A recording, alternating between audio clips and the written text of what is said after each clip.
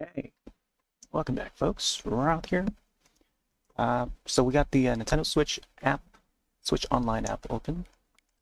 So checking out the some of the updates. There was a huge Nintendo Direct that occurred earlier today, earlier this morning, and yeah, I'm sure most folks are caught up with the news so far. Some really big announcements, and yeah, price and specs of Nintendo Switch 2, the latest model of Nintendo SNES system is has been revealed. So we're hopping back onto to Switch and N64 app because Twitch has got a like a April Fool's event.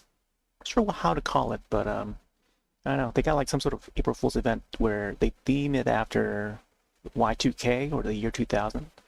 Also, they announced Nintendo GameCube games to be coming to uh, Switch Online Plus as part of Switch 2. I think it's only accessible through Switch 2. So here's a little image to show that. Add some more icons for Xenoblade Chronicles X Definitive Edition for Switch Wave 3. F-Zero Music soundtrack has been added to Nintendo Music app, mobile app. Kirby, there's also a new Kirby game that's on the way for Switch 2, which is really exciting. I did not expect it, although I was thinking that we're due for a brand new Kirby game. And this, they put new Kirby icons for Switch Online, and it made me think, oh man, what if they have a new Kirby game in planning to announce for the Switch 2 Direct? And so they did. So this sort of caught me off guard, but I was sort of half expecting it, and I didn't think that it would be so soon. But yeah, they totally did. So along with new Kirby, new Mario Kart, there's also a brand new Donkey Kong that's gonna be on the way, which is great. Donkey Kong right there. So it's probably why they've been putting out these remasters and putting the classic games available for the Switch Online. So you got the Game Boy Donkey Kong there. This is Donkey Kong 95, and then the Kirby games that are still playable. But the fact that they made the icons available this past few days for this month, just that is a little hint at what they're about to announce. But anyways, let's hop into some Mario Kart 64 since it's been a long while. Mario Kart 64 is actually one of my favorites in the favorite entries in the series, possibly probably the of all the entries, but thus far. So yeah, let's boot up the app. We actually hopped on the N64 app yesterday to play Mario Party 2. Let's see if I can actually get the camera up real quick. Love the upgrade sound there. Hello, welcome back. So there we have the N64. It's partially hooked up but not set to capture, since it's tough to capture. This is actually my childhood N64, which has problems booting up. I mean, it powers on. You can see the red light, but it doesn't have a visual. I do have a proper capture device, but it's just the device itself, the N64 console, is just such an old console where when I left it in storage, it has issues booting up. So after like decade and a half, possibly almost 2 decades of not booting it up, I got to boot it up during when I brought back Mario Party on the N64 with the actual cartridge plugged in for the stream anniversary a couple years back, and it took a few tries on and off to try and get it to boot up, and it finally booted up. So yeah, tonight we're gonna swap from Mario Party 2, which we did last night, to, let me see if we can grab, there we go, to Mario Kart 64. This is my actual copy here. I'm not playing the actual cartridge, just having it for display on the side here. And we'll boot up the Switch version because, you know, it's just easier to capture. And yeah, let's get some runs in while I, you know, rant about what we saw today during the Direct. There's also Wave 64 would have been another good one to boot up tonight, but I'll save for another night. Pokemon Snap is another great one. F-Zero X, but yeah, N64 app go along nicely with the GameCube announcements for Switch Online. So you can find, oh, here it is. 64. Hey there, bud. Talking about the game chat, yeah. It's basically like Discord baked into like the Switch OS, and which Switch 2 OS, I should say. I saw that they tweeted out an image of how the Switch 2 UI is gonna look like, and it looked pretty much just like the current Switch. Some icons added here and there at the bottom, and they only show like that one screenshot. I don't know if they updated by now, but it's just that one screenshot with the white UI. No idea if they're gonna have a dark theme to it, or any themes at all. You know, graphical themes at least. But yeah, I don't know. We'll see if they start to add them later on. So for Mario Kart 64, you know, we featured this in the past. Let's see if we can bring up the command here. For past plays, you can find them over at the YouTube side. Don't really get to feature this particular entry too often, but one of my personal favorites though, growing up, and would play a lot. Would head over to like a neighbor's house to hop on the N64 and get a few rounds in multiplayer and also solo. Got some random stuff on the side here. Game Boy Color. No batteries inside, so I can't really power it up. Speaking of power-ups, just found this little thing here. I was looking around to see if I can find some props to set up for, you know, so like a 2000 sort of look. But as long as I have, you know, the N64 in view, I think it's good enough. All right, we'll do some GP and maybe 100cc for now. Take it easy. Take it easy. Used to use Yoshi a lot. Yoshi was my go-to. Sometimes swap around with like, I think from past memory, it's usually Yoshi or Wario, like those two guys. Sometimes I would do Toad, and then Mario, and then the rest, if I feel, you know, a little more risky or frisky. I don't know. But let's do Yoshi. I think after like decades and coming back to this, I've gotten a little rusty on it, so it almost feels strange to come back to it and then like feeling the mechanics have been, you know, it's changed so much through the series. Onto the GameCube with Double Dash, Mario Kart Wii, Mario Kart DS, Mario Kart 7 on 3DS, and then so on, you know. Upwards to 8 and 8 Deluxe. I think especially 8 and 8 Deluxe have like this more streamlined mechanics where you don't get to do the left and right to drift anymore, you know. Whereas in the old games, this is what we had to do the drift, is that you had to like hold the R and then like you do the left and right to get the drifts right. But let's start easy. Let's just do this cup here. Also, another reason why I wanted to hop on this, or to start to hop on this, is because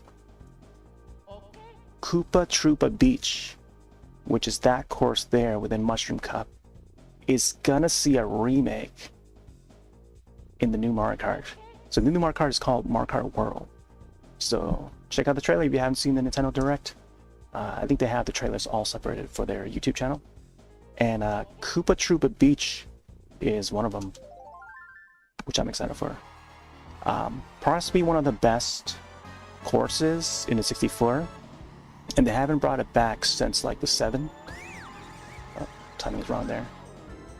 So Mario Kart 7, I think, was the last time we saw Koopa Troop Beach, and they gimped it in a way where they made the obvious shortcut to be more reachable with a bigger ramp and a bigger I don't want to say the next word because it sounds like a little naughty to say it, but I do have that game. Still, wait, how did these guys pass me? Man, let me see. I'm starting to get used to the physics here. Oh, let's catch up to these guys here.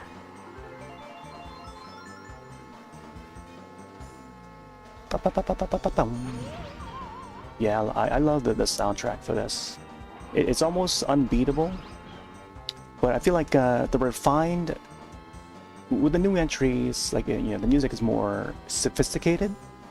You know, it's more jazzy, which is just a great fit for the franchise. I think they do it well with 8 and 8 Deluxe and upcoming World. It's funny how you know, now I have to get used to calling it World, but then like that's the same thing I call Monster Hunter World. I would, you know, title by their subtitle or whatever the distinguishable name would be for any piece of media. But yeah, so differences between Mario Kart World and Monster Hunter World, you know, I mean, they both have the same subtitle. Mario's right behind me here. I believe drafting was a thing in 64. Oh boy. Yeah, I think I do recall the draft animation for this. So, in case, you know, maybe there's folks out there who are not too familiar with the 64 version. A lot of mechanics were carried over, and it was thanks to this iteration of Mario Kart. A lot of the items carried over. I mean, this is the first like 3D Mario Kart, and so it just sort of paved way for future iterations. The drafting, some mechanics we don't ever see again. Like there's a trick to recovering from a banana slip, but then like only folks that have played this long enough to experience it would know about it. But they do hint it in the manual, and I do have the manual in the box, which is over there. Also, another thing is I do have the old strategy guide, like the actual strategy guide, which I'll probably show later on. I'll probably have to move the camera up, back out a little bit to get it in view. Let's move this keyboard out of the way real quick. I've got a whole bunch of stuff on the desk, but I may bring out a bunch of magazines to show. Right now we're in the Y2K category, but I'll swap over to hauls maybe after this cup or so. Well, I want to get comfy with what we have set up at the moment.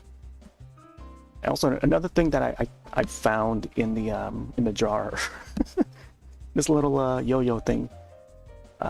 It's a little reminder to myself, my younger self, when I was so into yo-yos back in like 1998, 1999, somewhere around there, like in the mid 90s to the late 90s to 2000s. This is not the same yo-yo from my childhood. This is a much later one, but it resembles a lot from the ones that I used to play with and learn how to use. So the Yomegas, I forgot what it's called. The other one's called the like Fireball or something like that. I think it has something to do with fire in the name. And then the more old school butterfly ones.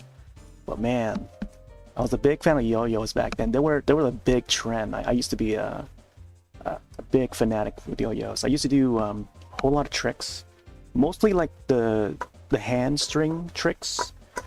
So let me see if I can show an example without actually hitting things. I'm not gonna swing it around or anything, but There'll be with this. Oh, there goes the controller. There'll be this trick here. Then there'll be, let me see if I can remember some of these. And then there'll be like the cradle. Yeah. There's a cradle. Also got to keep the string loose. I wish I can properly show it a little better, but this is yeah, it's a great way to, I don't know,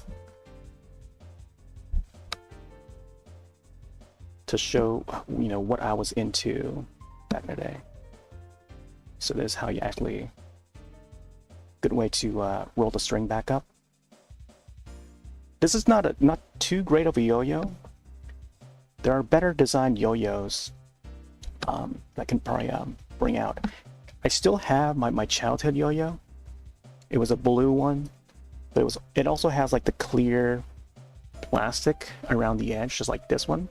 So this is why I like this one here in particular. I forgot how I got this one. This must have been like something I got for free or something from a friend. Maybe they had, I forgot what it was. I forgot how I got this one. But I know I got it from someone, like probably one of the kids' birthday parties or something. But this sort of resembles the one I used to have as a kid, where the edge portion is a clear plastic like this, and then the cover would be, you know, the company logo like Omega or, you know, the Fireball. They both would have like the same sort of a form factor like this, you know. It's rounded most of the way, and then there will be the butterfly ones. That's a different form factor. So either one of those, I think, were popular back in the mid-90s. I think Pogs were still pretty popular. Oh my gosh, I should probably bring out some Pogs. I should prepare for some Pogs. Maybe tomorrow I'll probably bring out some Pogs or something. I'll show my mini Pog collection. I don't have much of my Pogs anymore, but I do have a few like newer iterations. Also, I need to pause this real quick. But I don't know if you remember these, but look at this. Look at what I found. I found this this metallic Charizard. This was part of the Burger King kids meal. You ever had one of these? Back in like 1999 or something like that. I forget which year exactly, but they were offering these plastic Pokeballs. You know, the metallic looking ones, and then you open it up. I don't have those balls anymore. I don't know what happened to them. But I still have the metallic coins or cards, or what these are. I think these are the cards, but they're pretty heavy too. Like they're actually metal. So I got the Charizard one, and then I got the Jigglypuff one. Yeah. Yeah. These are all I have left remaining. The remnants of some of those kids meal toys. I used to have a whole collection of them just on the shelf by the window, and then like I don't know what happened. I think we must have thrown a bunch of them out, and a lot of those toys I used to just keep them in the plastics and never open them, thinking that one day it would just like, you know, be worth a whole lot, you know. And plus we would have multiples of those toys, because we would have like, I would have siblings that would also have the same toy when we go buy you know, like a kids meal, whether it's from McDonald's or Burger King. Either one of those two. Those are two that we most really visited. But I feel like I should have just changed the category to haul by now, because like, you know, I'm already getting to like showing the old school stuff. But this is something I just found from one of the jars. But anyways, let's get back real quick. I'm missing out on a lot of chat, but I'll probably catch up with the chat afterwards. Hey there, Pine, welcome back. Chance to watch the direct? Yes. Yeah, we saw the direct. I was mostly modding Pete Door's channel. He's a partnered broadcaster, so I'm usually in there when he's either doing a reaction to directs or some of the live showcases, indie showcases and whatnot. So most of my reactions, my live reactions, are there, and I feel like I'm the only like pro Nintendo guy there. um, but I pretty much called out what was expected, I think, to the T, to the second that it's being shown. So the brand new Kirby, once we saw that star, I knew exactly what it was. I knew it's going to be a Kirby game, and albeit a brand new Kirby game. And then there you go, brand new Donkey Kong. I'm pretty excited for the brand new Donkey Kong 3D platformer. I've been clamoring for that new Donkey Kong 3D platformer for a long while, and I'm glad it's finally. The signs of it coming, there were signs of it. I was like hinting at it earlier when I was booting up the stream. When you browse the Switch Online app, the icons that they added for the Kirby stuff, like even the Donkey Kong games, and even back when they announced Tropical Freeze. Oh, what's that Wii game that they announced like last year and then they released it this year? When they showed that, that's when I was like starting to like, oh yeah, what if they make up the brand new Donkey Kong 3D platformer? And then instead we got that Wii port in HD. But that just, the reason for them to do that is to garner interest. And again, like whenever they do that kind of thing, whenever they port an old game to put on like the current system, that's a sign that they may be planning something for a later release. So that's why we've been expecting that 3D platformer, brand new entry for Donkey Kong, brand new, and then it's usually a brand new Kirby like every year, whether it's a port or brand new entry. There's always a Kirby game each year, I believe, for any of the Nintendo systems. I always expect a new Kirby each year, and for any directs, it could be an old one, could be a new one. There's always a new Kirby game. That's like a known fact, I think, for a long while. So yeah, I think that pretty much covers what I think. But there's a whole lot more. I mean, I can go into details, but we'll let it come. But yeah, they still have yet to put Donkey Kong 64 to the SD4 app, because I know that they did put it out for the Wii U Virtual Console, and I think it was also for the Wii Virtual Console. That that was way back. Also, the Moo Moos are back. I mean, the Moo Moos are coming back to Mario Kart World. There's the Moo Moos in the background there, and they're now playable. So that was hilarious to see. When that direct started, and then we saw the Moo Moo on one of the vehicles. Like, what? You can play as the Moo Moo now. Most people generally would just call them Cow, because they wouldn't know the actual. You have to be a Nintendo nerd to know the actual names of those guys. So I was the only one in the chat that typed out, "LOL, Moo Moo is now playable." Meanwhile, everyone else is just like, "Oh, it's a cow. Yeah, it's a Moo Moo." Yes, it's a cow. It's a Moo Moo. Cow named Moo Moo. But yeah, Moo Moos are now playable, which is exciting, and it's probably the most hilarious thing I think out of that entire direct. And yeah, can't wait. I have been using the Moo Moo outfits for the Mii characters in Mario Kart 8 Deluxe. I mean. But yeah, that's it. And also, not only that, but remember we predicted that there's gonna be like a tour mode thing for Mario Kart, for the next Mario Kart, and now they have it. It's almost to the T of what we thought it would be. Like, we can cruise around. I think it's called free roam mode or something like that. Free roam, and you can just freely roam around the courses. Because it's going to be like an open world. That's why it's, they're calling it Mario Kart World. Open world Mario Kart, you can roam around, free roam mode, with your pals, or anyone in the lobby in your group, and snap photos, kind of like a Pokemon Snap. I saw it in a more, I guess free roam is the way to go. But then I thought of what if they do like an on rails version.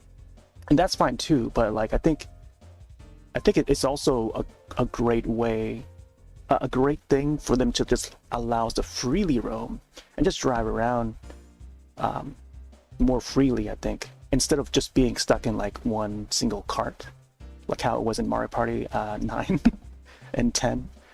But that, I think that's going to be a really neat mode, so that we can just like chill, and I don't know. It will be a neat way without the chaos. So it's like opposite of the chaos. It will be the more chill mode, which is great. I think that's going to be a great addition. But I think World in general will be a great launch title.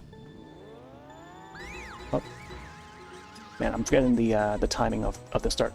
Also, here's Koopa Troopa Beach. This is a course that's going to be seeing a return in World. Probably one of the best courses in 64. I used to know this course by heart, but since I have Mushroom, I can probably do the shortcut. So this is the shortcut that I was talking about. You gotta be really precise with it. Oh, a little bit off, but let's try it again. There's also this longer one here. They removed this longer one. If you get that item at the top of that rock, the big rock there, it turns out to be a blue spiny shell. Which, if you use it while you're in first, you can hit yourself with it. But I think you always get the blue spiny shell once you're coming off of that rock. I shouldn't have said that out loud, but okay. All right, let's try this one more. Oh man, I still missed it. A little off there. I used to be so on point with that cut, but nowadays coming back to the N64 controller is just like a little bit rusty. Come on. Man, I used to be so quick on this too, but I guess it takes a little bit of practice just to get back to it. I used to not take... Yeah. Oh! Trying to dodge that banana.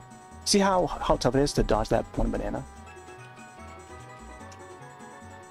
Gotta like swerve around so much just to get it. To get myself away from it. There we go. Come out of the waterfall. Gotta watch out for the trees, because if you hit the trees at high speed, you're gonna turn around or spin around real quick. Oh, where did Peach come from? Peach just came out of nowhere. Hey there, Daffy Duck. Every Mario Kart launch seems expected now. Since this brand new one, I mean, I think ever since 8, I feel like the series has reached the peak in popularity. Hey there, ZJ. For some reason, I can't sign into Kick right now. Let's see if I can actually log into my other computer real quick.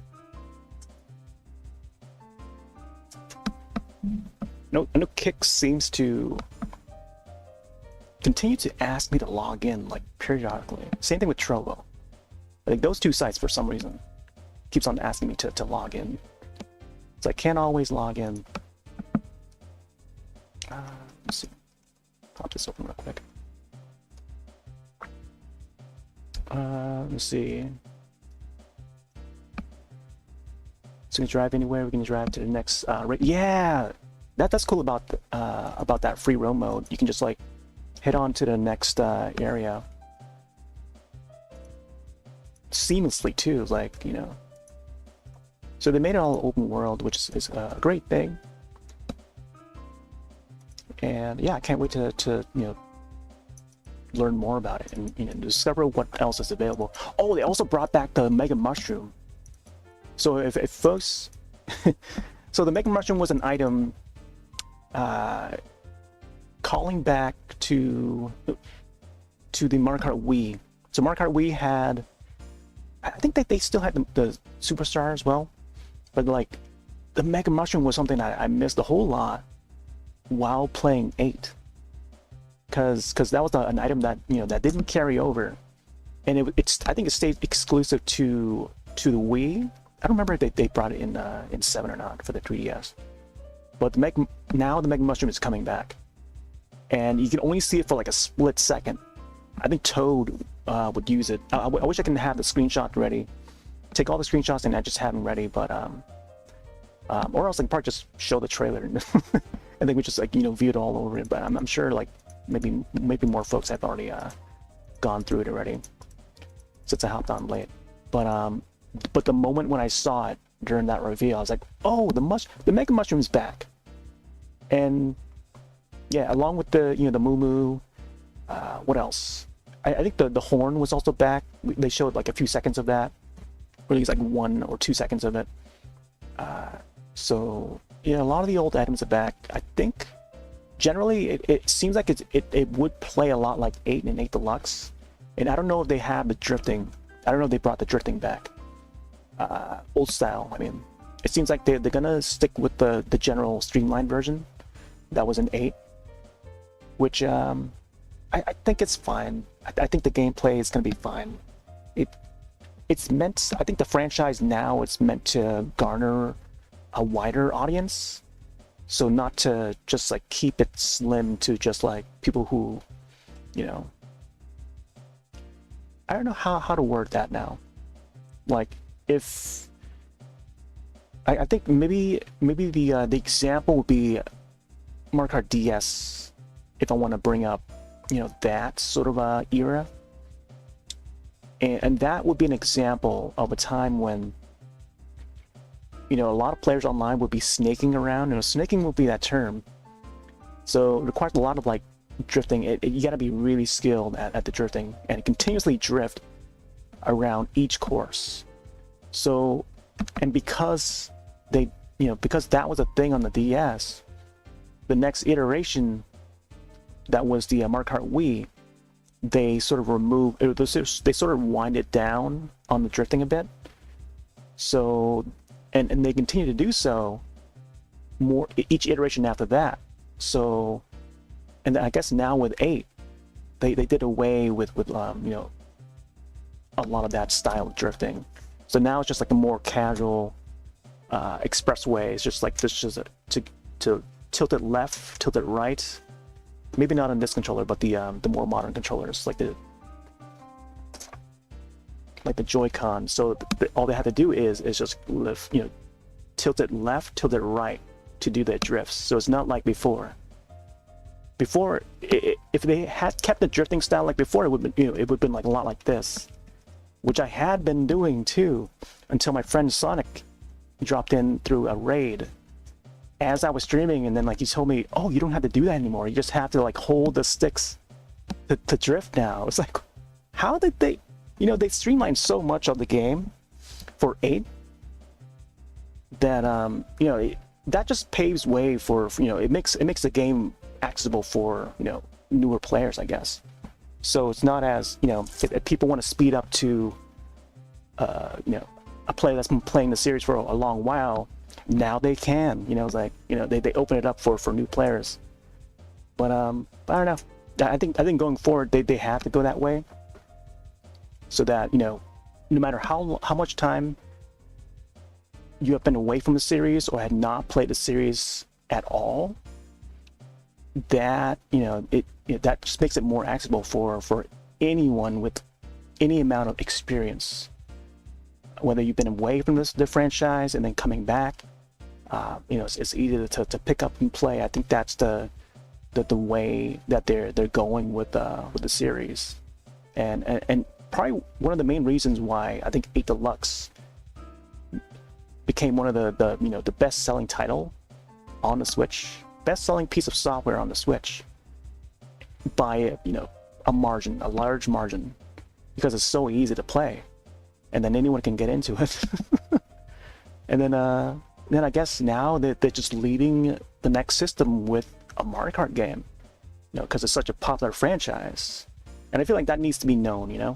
Like I think the majority of the general audience need to see and know that Mario Kart is what's going to drive the system. No pun intended. But anyways, let's move on. But yeah, Koopa Troopa Beach is coming, and I'm afraid they might mess it up with all the junk that they're gonna add to the stage. I like how the Koopa Troopa Beach, how simplified it is originally, and even comparing to the Mario Kart 7 version, I still prefer the 64 version original, because the way they designed the 7 version is that they made the shortcut more obvious, and I don't know, there's not much secrecy about it, or I don't know, what's another word to describe it. I don't know. I like how, you know, there's secrets in some courses that it's better off kept as a secret, and even in this one here, Calamari Desert, you can actually go onto the race course, or on the railroad tracks on the left side of the screen, and then still make it count as crossing the finish line. But I don't think I ever got to trigger that whenever I try to time trial through this course. I think you had to, I never really bothered to see how anyone else has done it, but I remember reading it in magazines that it was possible to do, and I assume it must have been like one of those bugs or glitches. Notice how that train has a 64 at the front there. It's iconic. So it must have been like a glitch or bug that can trigger that finish line.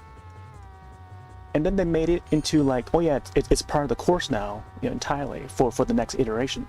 So when they brought it back for Mario Kart 7 on the 3DS, they made it so you can actually race through there, or I guess like 8 Deluxe is more obvious now. Stop for a train here.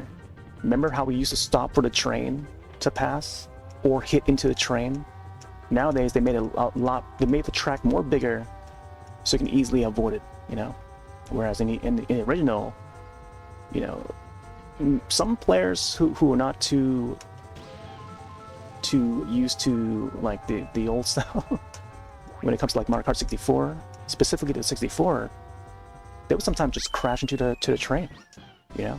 They don't think to stop in time for it, or I don't know. Some would try to risk speeding up and try and getting past the train, and they're lucky if they can get past it. But depending on, you know, how fast they're going, whether or not they have a superstar or mushrooms and stuff, it is possible in timely manner. But you know, it depends on, you know, how you're racing. But now they made the tracks more wider. You can just like go into, you know, there's multiple paths you can take now, and we've seen it. You know, I featured 8 Deluxe many times, and yeah, they just made it a lot more easier. I'm not sure easier is the right word, but I think one of the words to describe it is just they made it easier. Yeah, because there were folks out there who were not fans of Calamari Desert, and then now when they play the 8 Deluxe version, they're like, oh, it's such a great course now. But that's because, you know, they had to redesign it for people to enjoy it, I guess. I have to word that in a nice way, so I don't want to be mean about it. But it is what it is, you know. Like they gotta bring back those courses and make it simpler for make it, you know, quote unquote easier for the younger audience or something. This is the kind of things I miss right here for this iteration. You get the sheep blowing out the trophy for you, and then you got the whole reward ceremony thing and the music. You know, we celebrate it at the Peach's Castle. You know, we don't have this anymore. We would have like little references to it in the music, and then like the trophy would be in view, but you don't have this entire like animation for it, you know, unless you're looking at the game credits or something after a cup. But then that's about it for 8 and 8 Deluxe. But yeah, I do miss this here. I think Mario Kart Wii also had a similar thing, but you don't get the same music. Like, you get a different music, which is still good. It's just a totally different piece of music. But yeah, I do miss this a lot here. This one just like did it all for me, and you know, like just back in the day, that just cemented it, you know, as the crowning example of like a great Mario Kart game. But I feel like the younger generation these days, they don't appreciate 64 at all. But it is what it is. Yeah, we're moving forward. There's always going to be new people coming in, and the more popular a franchise is going to be, the more, you know, it's difficult for the newer folks to appreciate the older versions, or the older players that's been enjoying the series for a long time. But anyways, let's do another cup. Let's go to Mario this time. I feel like I should use Donkey Kong since, you know, he's got a new game coming up. Maybe on the next one. The word keen, yeah. Yeah, I feel like I want to use the word keen a whole lot more now. I feel like I feel like it fits a whole lot of situations.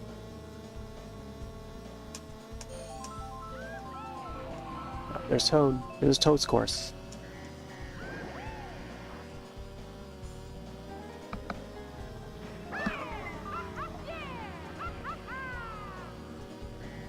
Yeah, accessible and easier. That is the main. Oh yeah, there's a drop right there. So the draft was in this one. I wasn't just misremembering it. Something about the sprites that they use, even though the characters are 2D, and they're just using like a sprite animation for it. Oh, the wheel.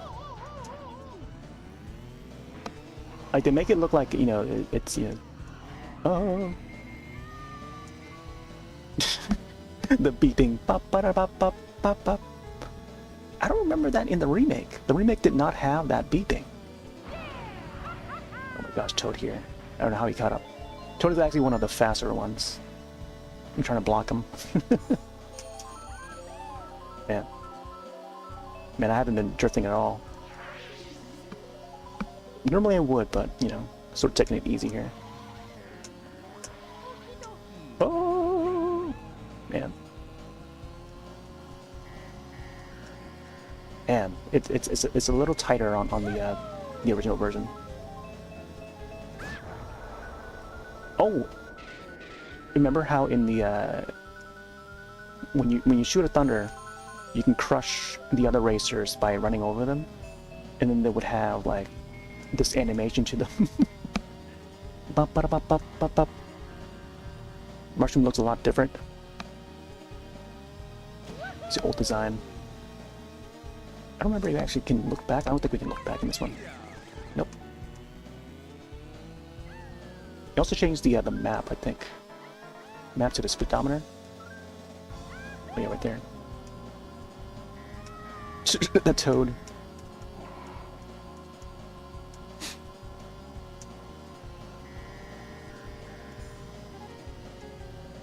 Older series, smaller characters are usually better. Oh! Saw that coming. Let me see if we can catch up with Toad here. Oh, nice, we got a gold.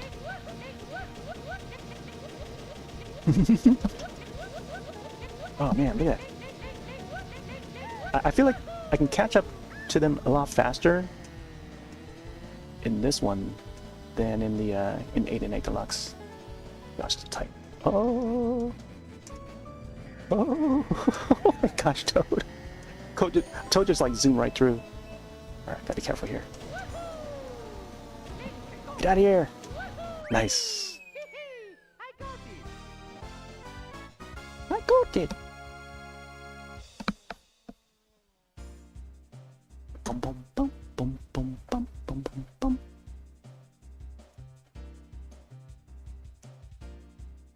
Oh, I have the banana badge now, by the way. Let me see. Where's my keyboard? I've got the keyboard just disappeared.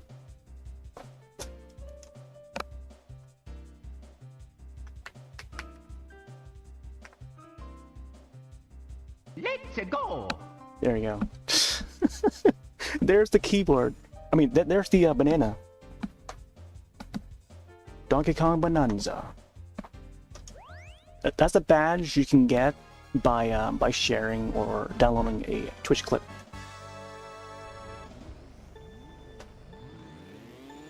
And that goes for any channel too. Oh, the smokes there look a little bit different. Not the smokes, the snow. I remember the snow looking like that. Oh, blue spiny. Yeah, they just added that for the April Fool's thing. Hopefully it shows up for future. Oh my gosh. Make it through the snow first. So I gotta catch up with Mario. Oh man, right there, the jerk thing. Gotta be careful around the bridge. Oh, because you don't want to fall into the water there.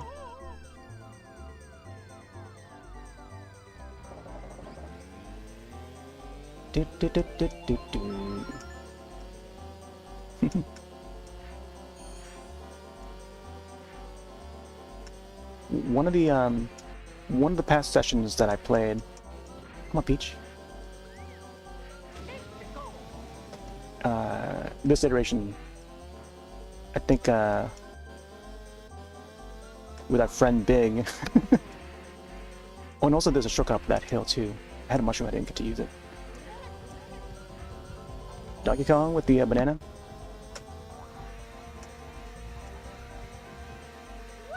Ooh. Oh, that's a tricky one. Man, I don't know if I can get. It would take a lot of practice to get to the point where I was at when I was younger. So right now, I don't feel like I'm at that point yet. Let's see, let's go through here. I'm just going by memory. There we go. That's the big jump that I usually take cut for. Drift, drift, drift, drift. Oh man, this guy's right there. How did I? Oh my gosh! Oh man, a Koopa. I didn't want to get hit by that guy. Let him pass. Apparently Toad was already at first. Man, I do recall. I think this does have the rubber banding. Like the AI racers would just catch up to you, no matter where or how fast you're going. Like they would still catch up to you somehow. Like shortly after, they'll just catch up somehow.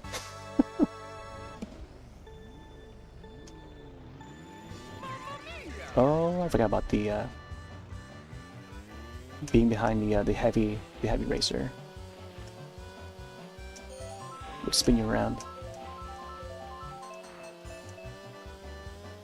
At least for the month of April, yeah.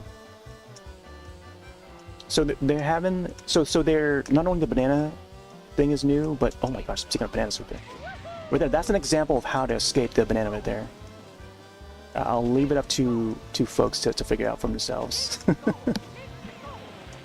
But that's an old secret that they had not brought back to newer Mario Karts. It was only, I think it was only in this iteration. I kind of missed the pump comic onomatopoeia. Yeah, we don't have the onomatopoeias anymore. The boing and the pump.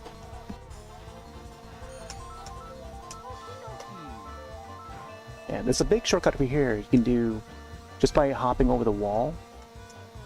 Especially in the 100cc and 150cc. Because the 50cc would have the fence wrapping around the, a railing to wrap around that part so you don't fall off. But you can actually jump over the rock and then and skip that entire section. And then into the finish line. They're so far behind now.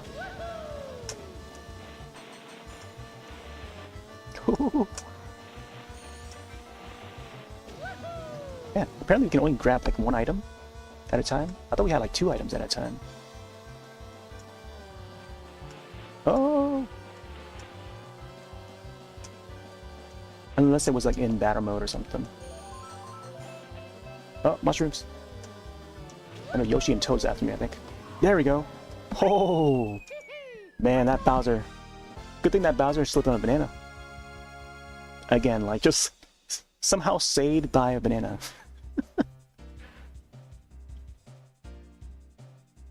So normally the banana badge is a global thing now for Twitch. Right now in April, but part of the whole April Fool's events, they've got like 4 new categories. There's the Y2K category that we're streaming under right now. And there's the Halls category, which I guess you could just like show off like, you know, whatever you bought or something, and I can probably swap to that category maybe after this cup, and then I'll show some of the old stuff. I'll go over some of the old stuff that that I have laying around. Usually they would be in storage, but I have them down here for some reason, so I can just show them on stream. And there's also Double Trouble, where if you have like I think it's best fit for doing like co-op games or something, or like 2-person streams. I think that's what's Double Trouble is for. And I think that the 4th one is Snack Time. Snack Time is the other one. I was trying to remember what that last one was. It was Snack Time. So I guess that's like food related. So maybe if you're taking a break or something, you can just set it to snack time and then just like, I don't know, just eat lunch while you chat about wherever. I guess like just chatting or social eating would be an alternative. But those 4 categories are going to be time exclusive. I think they end on the 4th. I think the 4th of April is the last day. So yeah, I just want to put that out there because I didn't get to mention it yesterday. Alright, Mario Raceway.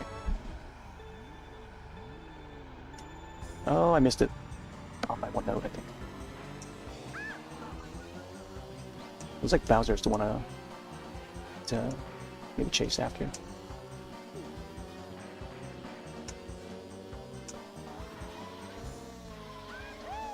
I remember reading about a shortcut for this course, and it basically cuts through like the middle portion of the course. I can never do it. Like you make it out through this way. Somehow I think you gotta glitch through the wall or something. I can never get it to happen.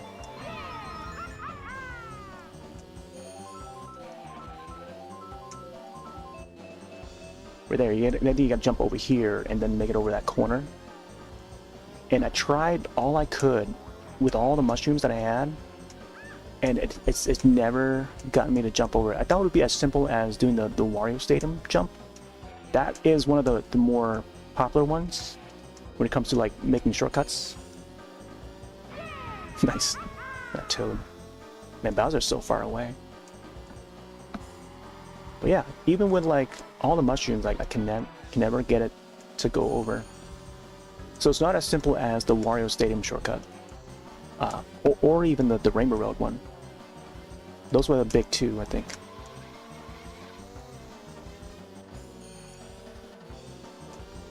And just going by just reading that article in the magazine, I forget which magazine it was. There was no, I guess there was a screenshot, but get that Toad real quick. Oh, there we go. Recovering from that banana again. I don't know why I pressed break there. I was like, there. Yeah, just going by text, you can't really. I mean, you can kind of partly understand it, but that's all we had back then. There was no video footage unless you know someone in person. You know, maybe a friend or neighbor or something that would know the shortcut, and they can just show it to you. You know, in person, by going over to the house, and they can just show you. But there was no way to view footage of it unless it's been recorded on VHS or something. You know, so you had to just go by word.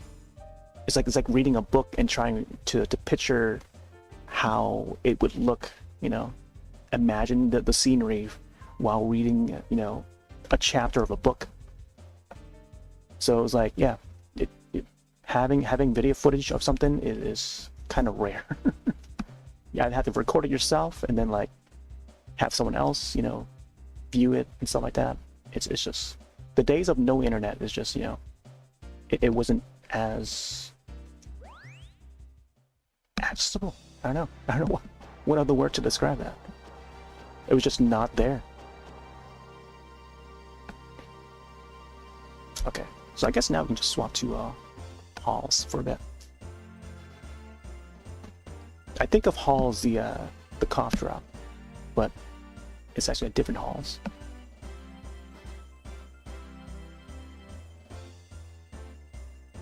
Ba-ba-ba-bum.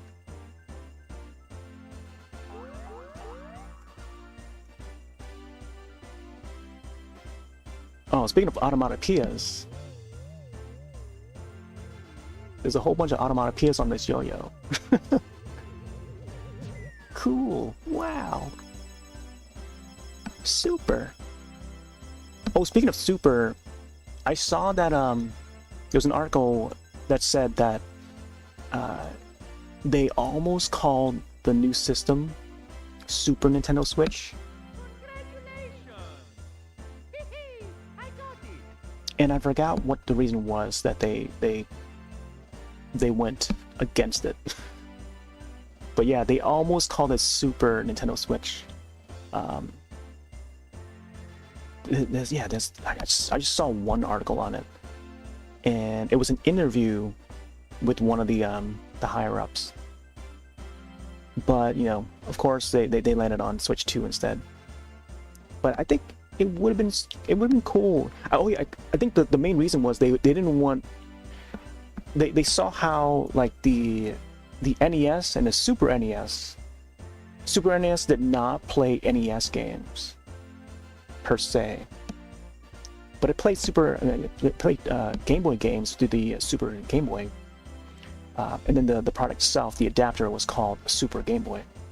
But they wanted to, you know, make it so that it's more organized, so that because the Switch 2 is backwards compatible with Switch games, they want to keep it in line with the Switch name. Thus, you know, they landed on Switch 2 instead of a Super Nintendo Switch, which I don't know. I think it still makes sense even if they call it Super Nintendo Switch, because it has Nintendo Switch in the name. But I think either way, I don't know.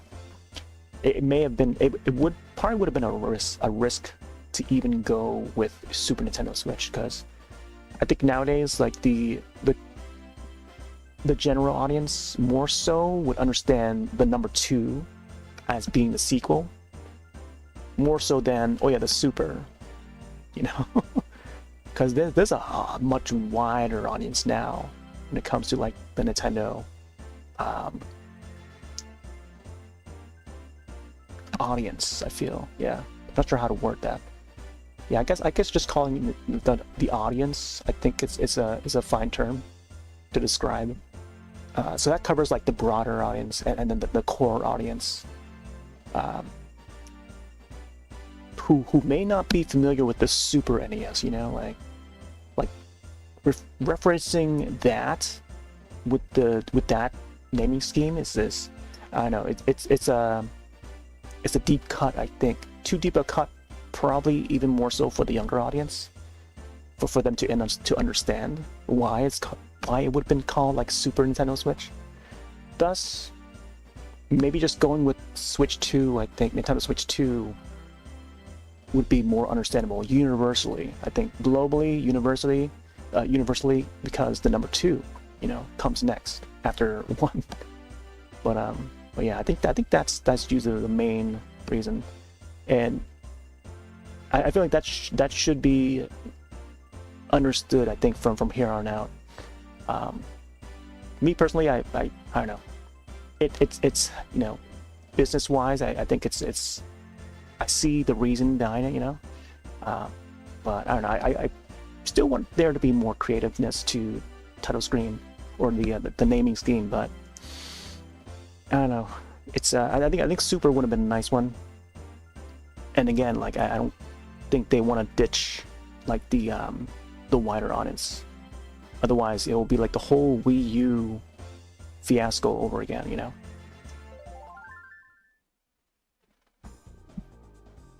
All right, here let's swap to halls real quick so I can actually. This may not be as Mario Kart 64 related, or even Mario Kart at all. But I want to swap to halls real quick, because I didn't get to stream on under that section yet, and I feel like this would be the occasion to do so. So /90s to 2000s era. So you can set the category real quick. Halls. Hopefully this is the right category. I'm gonna double check, make sure. Yeah, so halls is that new category right there. So you can show off your Beanie Babies and Tamagotchis and whatnot. I don't think I have my old Tamagotchi anymore, or any of the virtual pets. I used to have like a turtle one, and I used to have the Little Mermaid one from Gigapet, which I no longer have. I think I gave it back to the group of friends that we each used to borrow from one another. Let me see what else. All right, so I'm about to bring out. Let's make some space on the table real quick on the desk here. Game Boy Color, showed it earlier. Need that aside. I'm gonna push this out because it's just not enough room on this desk. I feel like the monitor, I don't use this other. There's another monitor that's like sitting right here in the corner, which is not powered on, but I feel like I need to remove it so I can just have some more space here. So I showed the Pokemon. This is actually part of a bigger piece.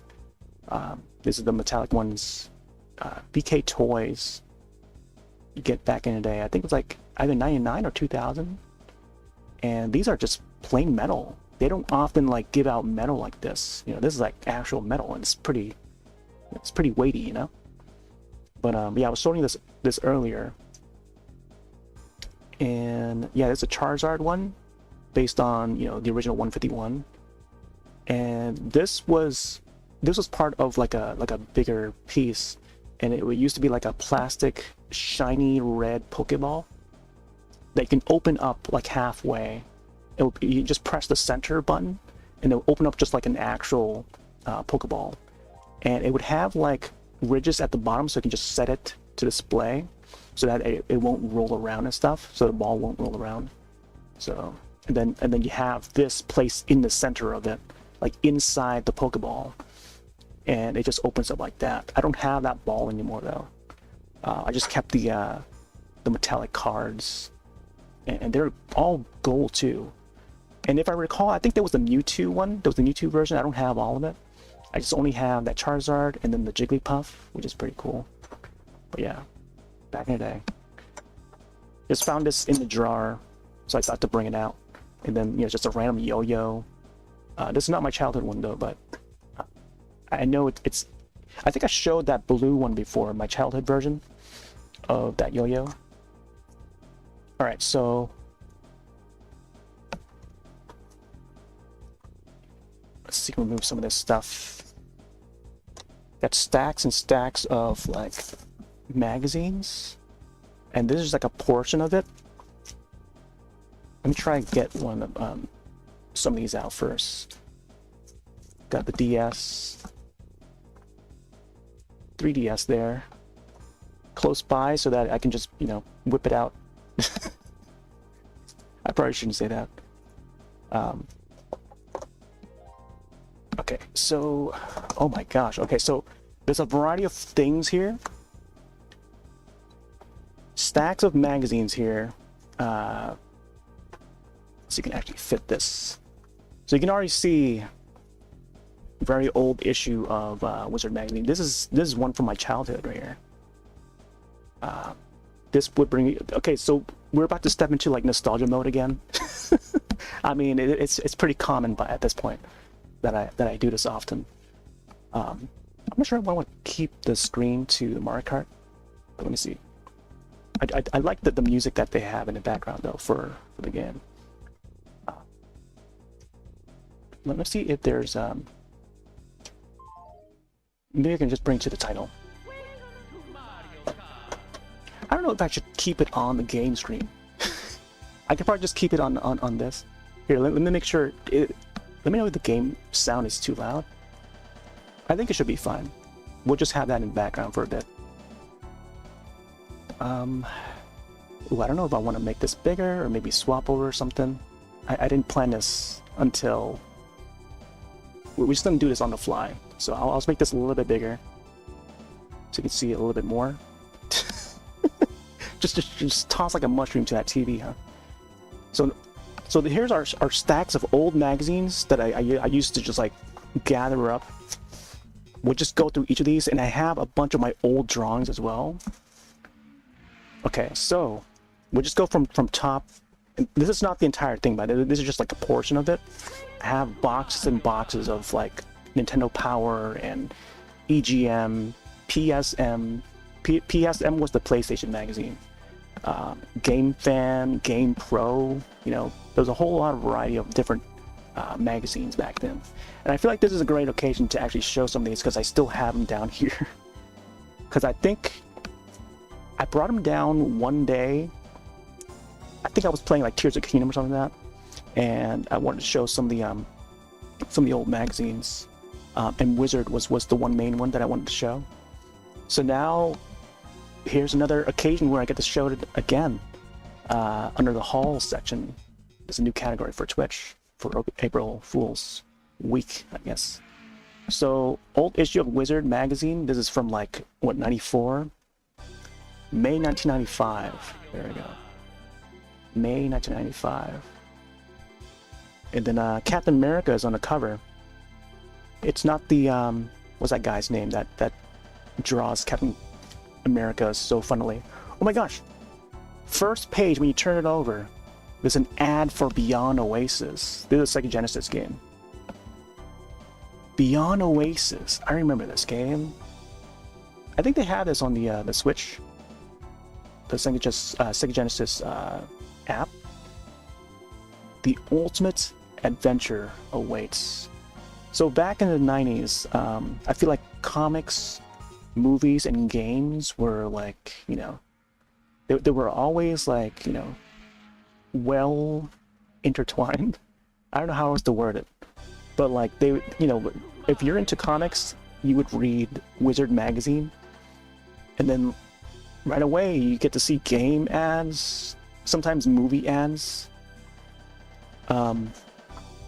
You may notice like some of the pages have been cut out because back in the day, and it's like years after, for any magazines that I didn't really care too much about, I would cut them out because I wanted to use the letters. So maybe one day I would want to use like the C or the O or something. I would like try to cut it out, that piece, that letter out, just so I can label my VHS tapes.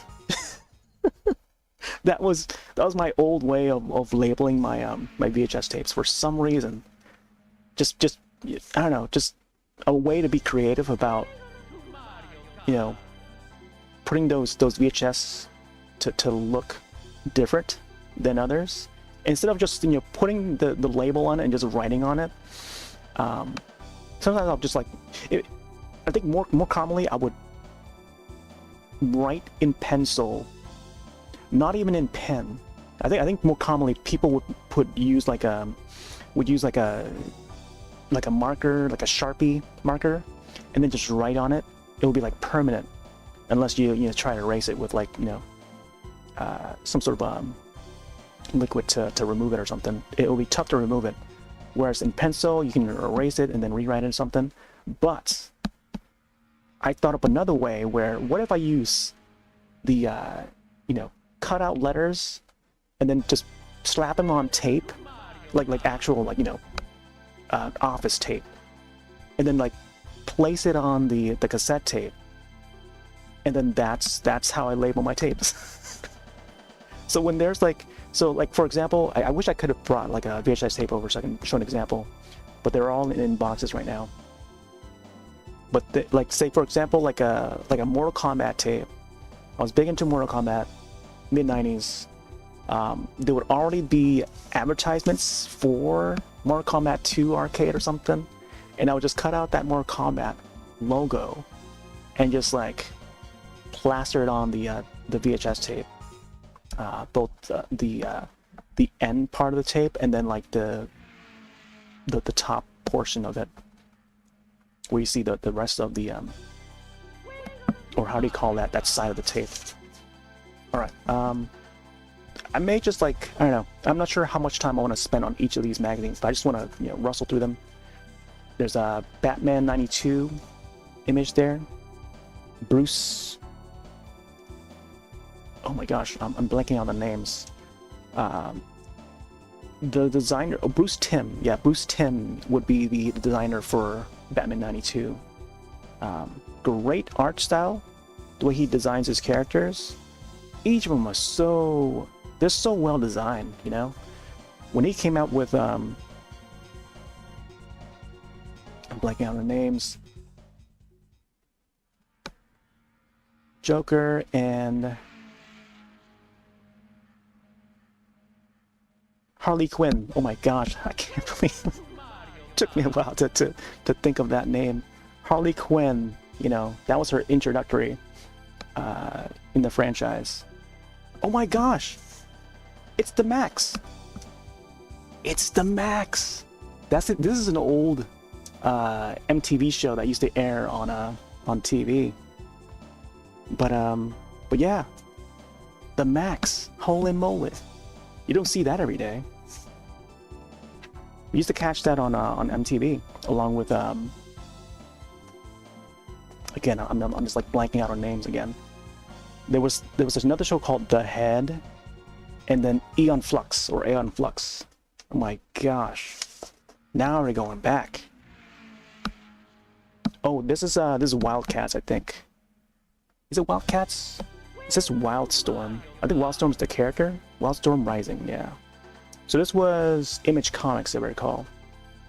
And Jim Lee, I think Jim Lee was the guy that runs that label, Image Comics. And then Wildcats would be like the starting, it's pretty much Jim Lee's X-Men.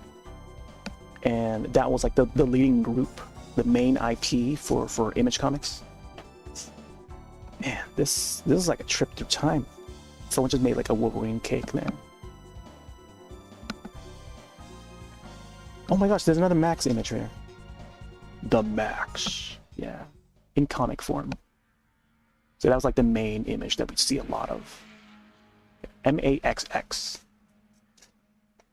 I know, but oh man, I'm seeing some of these characters that I totally forgot about. This guy looks like Cyclops, old school Cyclops here. I remember some of these issues. My neighbor would have a lot of these Wizard magazines. I don't know if he still has them. I hope he hasn't tossed them out, but he would have boxes and boxes every time I go over to his house. And they would also move later on to a different house. And then I remember the next time I went over to check out their new location, they would still have boxes and boxes of these Wizard magazines. I don't know how he gets them. Even to this day, I never got to ask him, like, man, how do you afford all these magazines? And to this day, I don't know if that same person even still has them, whether or not they may have sold them off or gave them away. But they were the same neighbors that I would go to play, like, whatever they would rent from Blockbuster. So, my gosh, like, they would have a Super Mario RPG, and they were one of the first I know that they had that. And my uncle was good friends with them. They used to go to school together. And yeah, I remember he asked about like Super Mario RPG and stuff, and asked him to borrow it, even though my uncle lived in a different state. But yeah, those are times. Vampirilla, oldie but goodie. Star Wars comic there from Dark Comics or Dark Horse Comics. All right, here, let me see. You can just rush through this. Oh, yeah, here's. I was gonna say, in some of these issues, they would try to do like a movie role casting. So like some of these comic characters, such as Vision, and they would try to. Oh yeah, maybe this actor would fit well as this character. So Peter Weller, who plays RoboCop, well known for RoboCop, and oh, he was in that Willard, I think Willard horror film with the mouse, the rat, and but most famously known as RoboCop, and Adventures of Buckaroo Banzai. Oh my gosh, 1984, Buckaroo Banzai, or how do you pronounce it? Like he was the main lead in that, which had a really cool theme song too. I used to listen to that one. But yeah, so the writers of Wizard Magazine wanted to get like Peter Weller to play the Vision in a future like live action film or something. So you get all these guys here. James Bond, Timothy Dalton, back in the 80s. Would be a fit for Iron Man live action. That would be a interesting choice. But I feel like Timothy would be really old. Oh, the guy from Breakfast Club, 1985, and the Mighty Ducks. So that guy to play Hawkeye. Look at that. Yeah, the fan casting, that's what they call it. Oh my gosh, look who it is. Fabio. Fabio to play who? Thor. Oh my gosh. Fabio, remember that guy? I can't believe it's not butter. Pauline Pereskova. I don't think I've seen her before. Pauline Pereskova. They say she's oh, she was in the movie Her Alibi. I don't remember that one. Oh my gosh. Yeah, Hawkeye there. Emilio. Oh. I don't know who this character is, but Sting? Seventh Sign. German guy, Seventh Sign, and Das Boot. I was just talking about Das Boot the other night while playing Half-Life. Baron Zemo. Not sure who that is. Alright. Yeah, so like each Wizard magazine, they would have something like that with fan casting. And I remember, I don't know if it was this issue or another issue, there was a guy that starred in Battlestar Galactica that would be casted as Piccolo, I think, from Dragon Ball. Like they wanted to cast him as Piccolo. Oh my gosh, I remember these cards. I remember these special edition cards, and they would have like this metallic look to them. Not so much holographic, but they just have like this metallic look. I remember that same neighbor would have like a set of these cards too. And again, like another page that's been cut out. Oh, here we go. Oh my gosh, look at it. The guy that played Zangief in the Street Fighter 1994 movie to play Executioner, whoever that character is. Oh my gosh. Oh my gosh, Pamela Anderson as Enchantress. Look at that. Pamela Anderson as the Enchantress. Alright. More on Captain America. Oh man, the Tick. The Tick. Hold on. I just saw a character from the Tick. Oh, but I cut it out. Oh, see? I cut out the Tick. I don't know why. Now I feel bad for ruining these magazines. Oh, there you go. You can see his face now. How did I cut off his body? Sometimes I would realize, I don't realize until afterward, like after I cut it. There was a time when I would cut out a page, thinking I would get like a, you know, a letter or text or word or something. And then when I look on the other side of the page, I'm like, no, I cut off a good portion. So I think on this one it was Warlock. Is it the Warlock? The game based on the movie? Let me see. Yeah, I think it's Warlock. I remember that movie. The one with the red gem. And this was slated for Super Nintendo and Sega Genesis, it looks like. Yeah, this is an advertisement for Warlock, the game. And then from Acclaim is actually coming back, by the way. Acclaim Entertainment. Logos for Trimark Film Studio. Oh, ESRB was a thing too back in those days. It was a new thing. Kids to adults. Really? Kids to adults? I guess they I think that would convert to E for everyone afterwards. Super Nintendo logo, and then Genesis. They really just call it Genesis and not Sega Genesis. Interesting.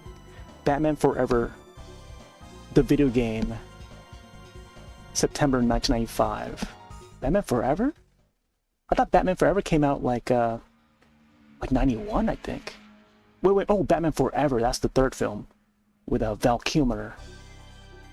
May he rest in peace. I saw that on April 1st that the news broke out that he had passed away. Val Kilmer. Which oh my gosh, speaking of which, speaking of Val Kilmer, I have something to follow up to this real quick. But let's sift through this real quick so I can get to that magazine. Magneto. And you can also send some artwork in to these magazines. I remember I've always been keen, keyword keen, to try and send some artwork into these magazines. I hadn't got to submit any for some of the popular older magazines like Nintendo Power or EGM or anything, up until Nintendo Force, which was like a spiritual successor to Nintendo Power magazine, when I finally got like some sort of piece of artwork to submit. Got some Spawn here. Warlock, yeah. If you haven't yet, check out Warlock the movie. It might still be up on Tubi, TubiTV.com streaming service. You can watch it for free. Anyone else remember this movie? All Dogs Go to Heaven. It's a pretty sad one. Great animation and very nostalgic. Charlie, the dog. Pretty sad one. So prepare a box of tissues before you go into that one. Classic Spider-Man, Stan Lee. Never Had the Courage. Oh, it's a good one though. It's a really good one. I think you had to watch that as a kid for a long time, and then and just leave it to memories and just never go to it again, and just remember it for the memories. That's the kind of movie it was, you just watch it once as a kid and never go back. But that would involve time traveling to have that memory. Oh boy. Oh, I remember this guy, the Grifter. I remember this guy. Oh, and also they got like a little anime section, so like Japanese media. So Akira was like the big like hot topic at the time. So 1995. This was around the time like Sci-Fi Channel would have its own Japanese animation block. I would catch it from time to time, like every Saturday around like 12 p.m. noon.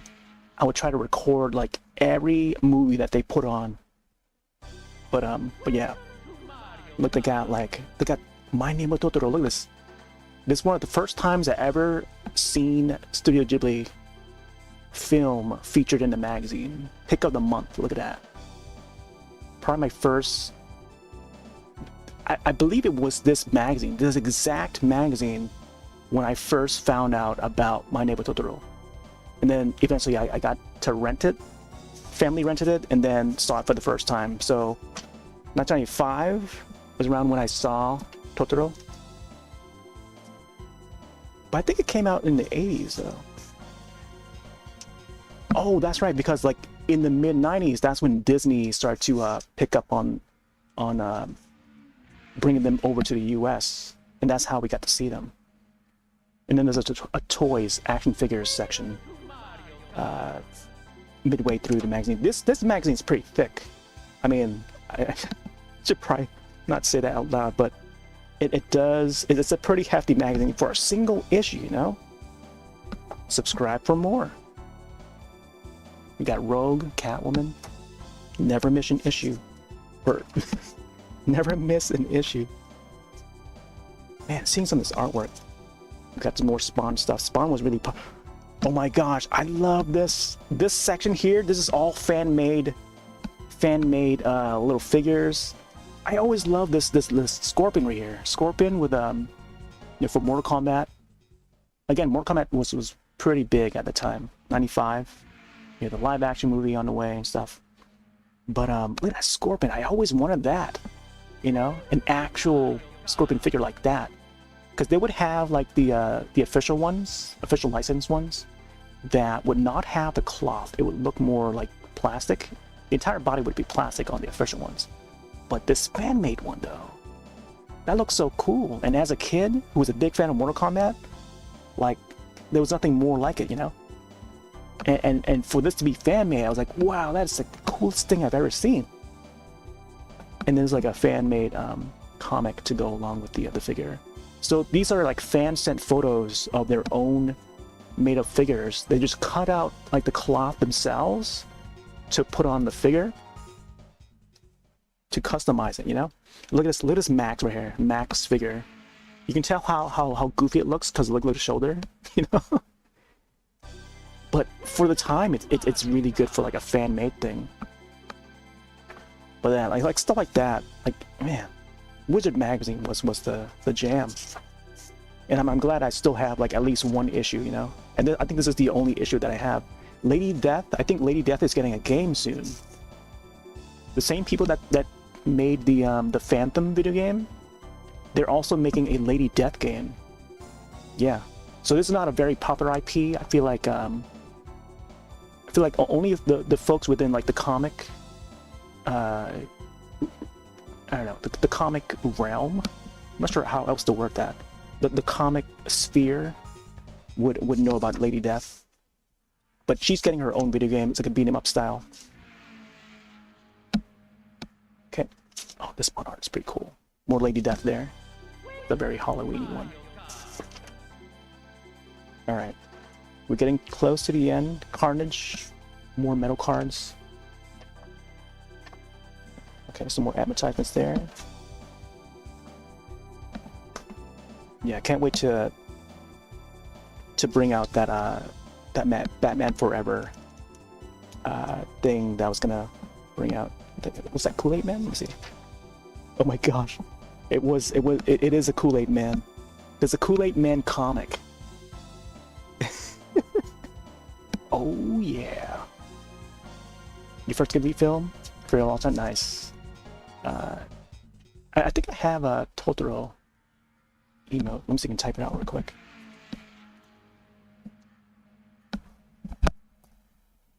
From Somna, I think. Oh, I don't have it anymore. I don't think Somna. Or do I? Let me see. Nope, I don't think I have it anymore. Oh, I used to have like.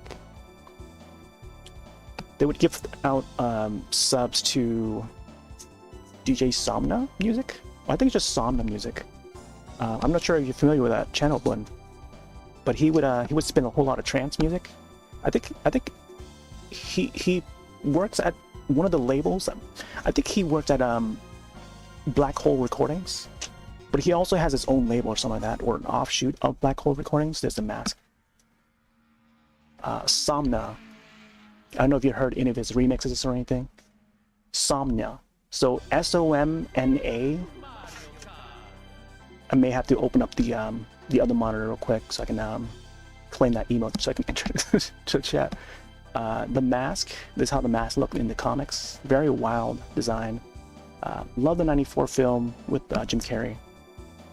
There's Savage Dragon. Not many people know about Savage Dragon, but I feel like the character deserves a live-action film in some shape or form. It had an animated series back in the 90s. I think it was like late 90s. Not sure how long ago it was. Actually, I'm pretty sure it was in the 90s. It would play alongside like Teenage Mutant Ninja Turtles and stuff. But then they just stopped airing it, and it just, I guess the IP just went dormant for a long while. Oh my gosh, there's Lobo. I love Lobo. I actually have this exact issue and a collection of Lobo comics. Oh, there's a larger image of the Batman 92 there. Love Bruce Timm's artwork. I do have some Batman 92 sound bites, if you know where to find them. Past issues here, you can, I guess you can order from a catalog or something. More Bruce Timm art. But classic Batman animated series you could catch, used to catch on TV. All right, so usually at the end of the magazines they would have like a catalog and stuff for both game magazines. I guess Wizard would also have the same thing, and you can just like order from a catalog to get the exact issue or whatever. Call by phone, money order. Oh, showcase conventions, nice. It lists all the states. This is how we keep in contact with, like, you know, the public. And oh my gosh, there's a Judge Dredd on the back. Judge Dredd. I think this is advertising the game. Another game advertisement. Oh my gosh, look at all the wrinkles there. June 1995. All right, so this is one thing. I feel like this is gonna be a long section. We probably won't be able to go back to playing Mario Kart 64 anymore. But let me see. Let me flip the monitor real quick so I can get the link to the page that I'm referring to. Somna Music.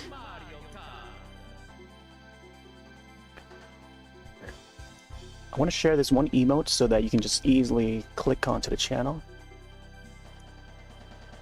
because it's supposed to be Totoro related.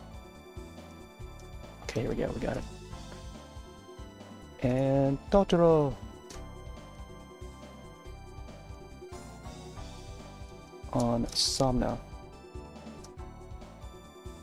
There you go. So if you click on that emote, it will bring you to the channel more easily than other methods. But that is one way. I don't think Twitch has even fixed that method. Anyways, so that's Wizard Magazine 95, May 1995. Judge Dredd at the back. I'm going to skip a few magazines here. I'll probably come back to them. But I want to find a specific issue. Here it is.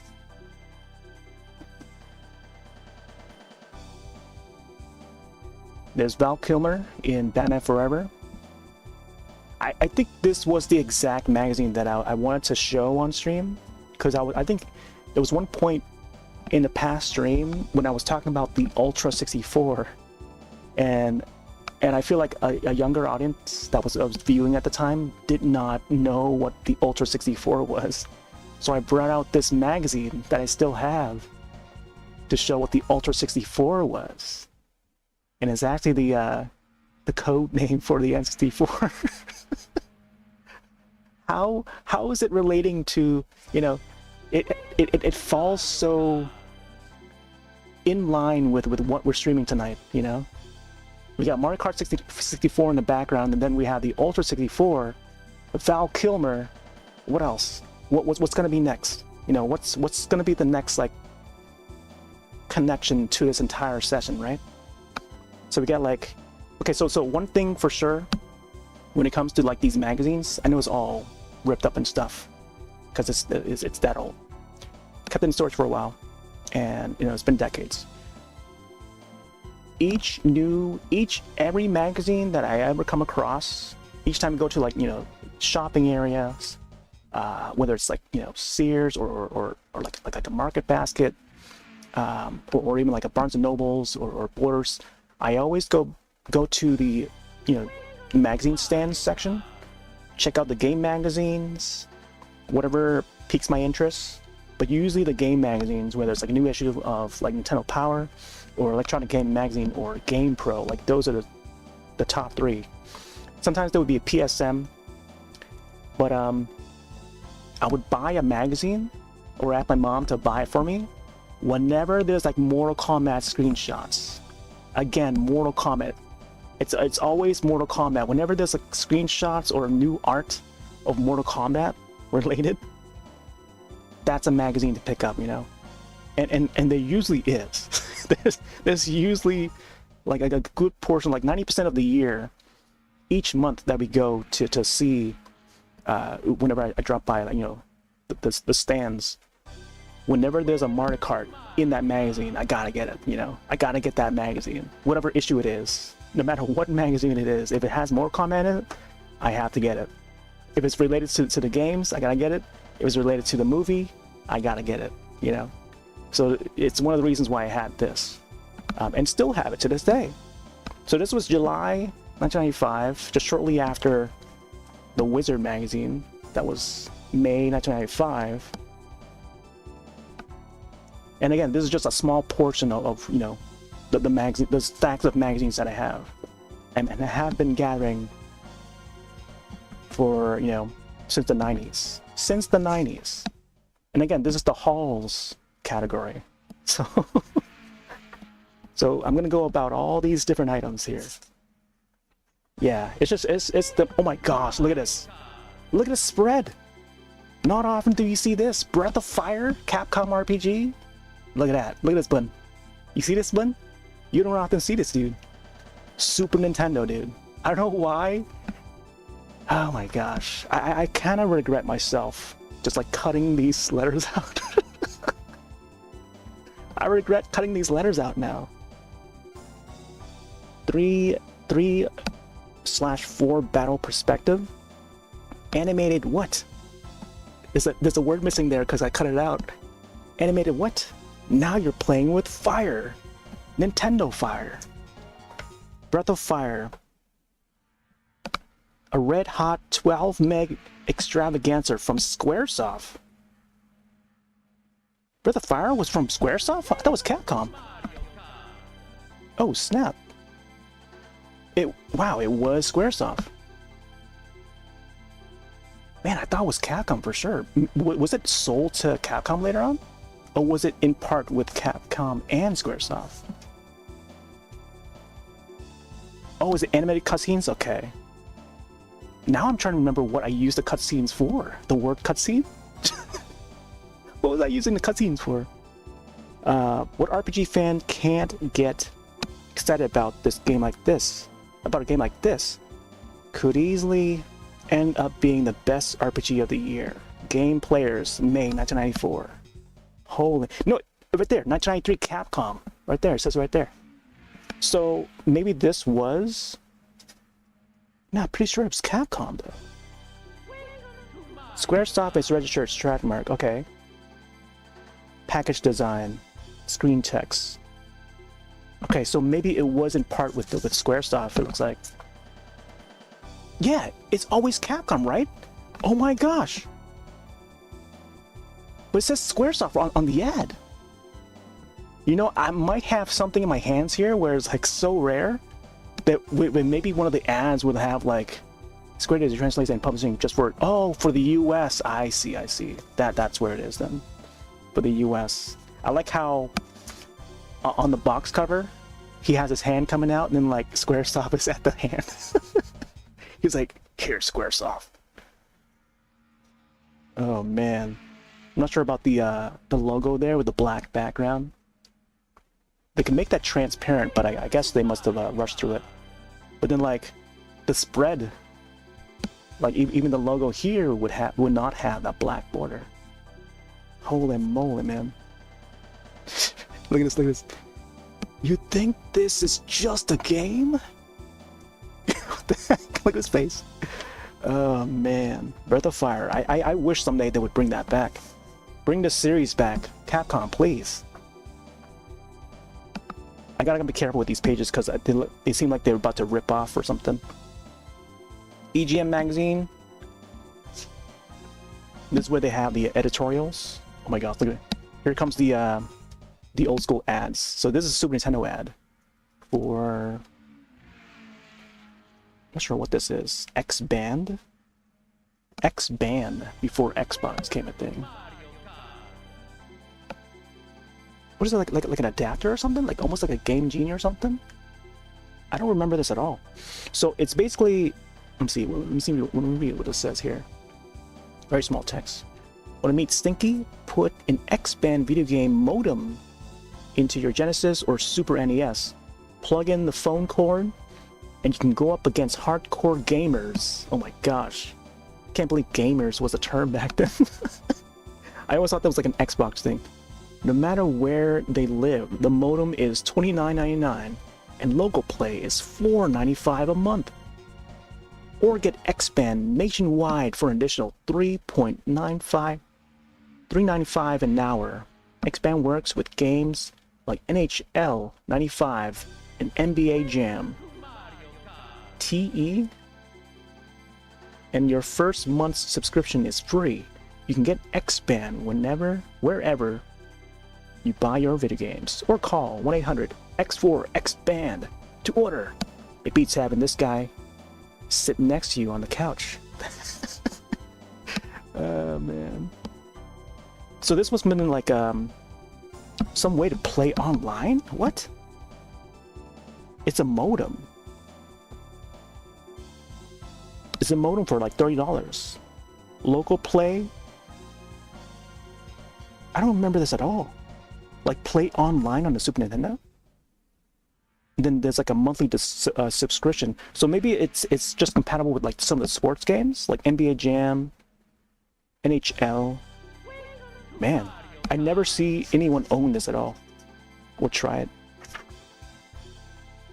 Oh my gosh, here's an old sketch. I was a big fan of The Crow, by the way, but you see like a faintly pencil drawing of Brandon Lee, Eric Draven from The Crow. So back in those days, I was a big fan of The Crow, the film, and also the comics, but like more so the film, because Brandon Lee was in it. Again, like this Batman Forever, Val Kilmer. It's funny how it all lines up. There's the Ultra 64, we'll get to that in a bit. And the very bad, I guess generally not as well reviewed Batman Forever game. And then Mortal Kombat 3. Well, I guess it's like Ultimate Mortal Kombat 3. But yeah, apparently big Batman Forever cover on the front. And I remember back like 95, 96, I drew Chris O'Donnell starring as Robin. I remember drawing this exact thing right here on pencil and paper.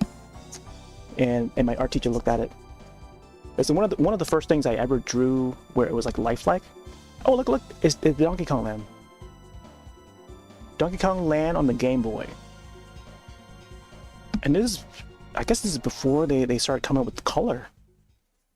So here's how the magazine ad was for Donkey Kong Land. New Donkey Kong Land has 30 new levels, all new bad guys, and the best graphics ever seen on Game Boy.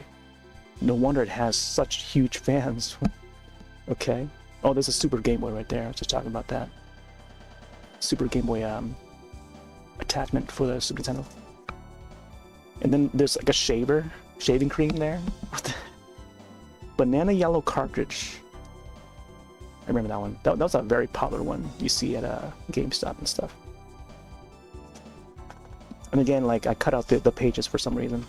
DKL #1. Letters of the month. We got some more screenshots of Mortal Kombat 3. Motaro and Liu Kang.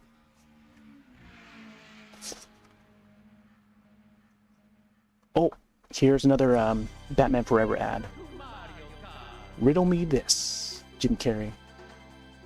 Keep happy to. Yeah, so I would take the B out of Batman out. But I guess I must have had like a copy of Batman Forever on VHS, and then just like, instead of just taking the entire logo, I just plastered like letters from the this logo, and then like use other letters from like other parts of a magazine to plaster. So September 1985 was when it was gonna release. From McLean. And this was the more simplistic Batman Forever advertisement. EGN's top 10. A lot of Wipeouts. Mortal Kombat 3, Killer Instinct, Casper on 3DO, wow. Snatcher on Sega CD, wow. Snatcher right there. That's the old Cyberpunk game. I think it was it Kojima? That was part of that? Daytona. This Gex is coming back. Panzer Dragoon. Oh man, Starblade. This is around the time when like Star Fox and Starblade was a thing. Kirby's Avalanche. That was a puzzle game. That was very very Puyo Puyo. I saw that they're coming up with a new Puyo Puyo Tetris for Switch 2. Oh my gosh. Psycho Letter of the Month. I like how they have an image of Kathy Bates playing as, you know, Misery. In Misery, the film, Stephen King. I want to read it, but see, I'll just read a little sentence here. Recently, I have, dear EGM, I recently have started reading your horrid little magazine. I know what you're doing. You're the ones who talk to me in my sleep. I know you are them because the orange clown has told me so. Please stop pleading me with the realm of dark sleep. My head hurts, and the web is growing on the loin of destinies. Growing on the loins of destiny. Make them stop the spiders in the day of my reasons. Have a nice day, Charles Delmort. Oh my gosh. Let's see what he says here. Shop. Wait, sure, hop on in.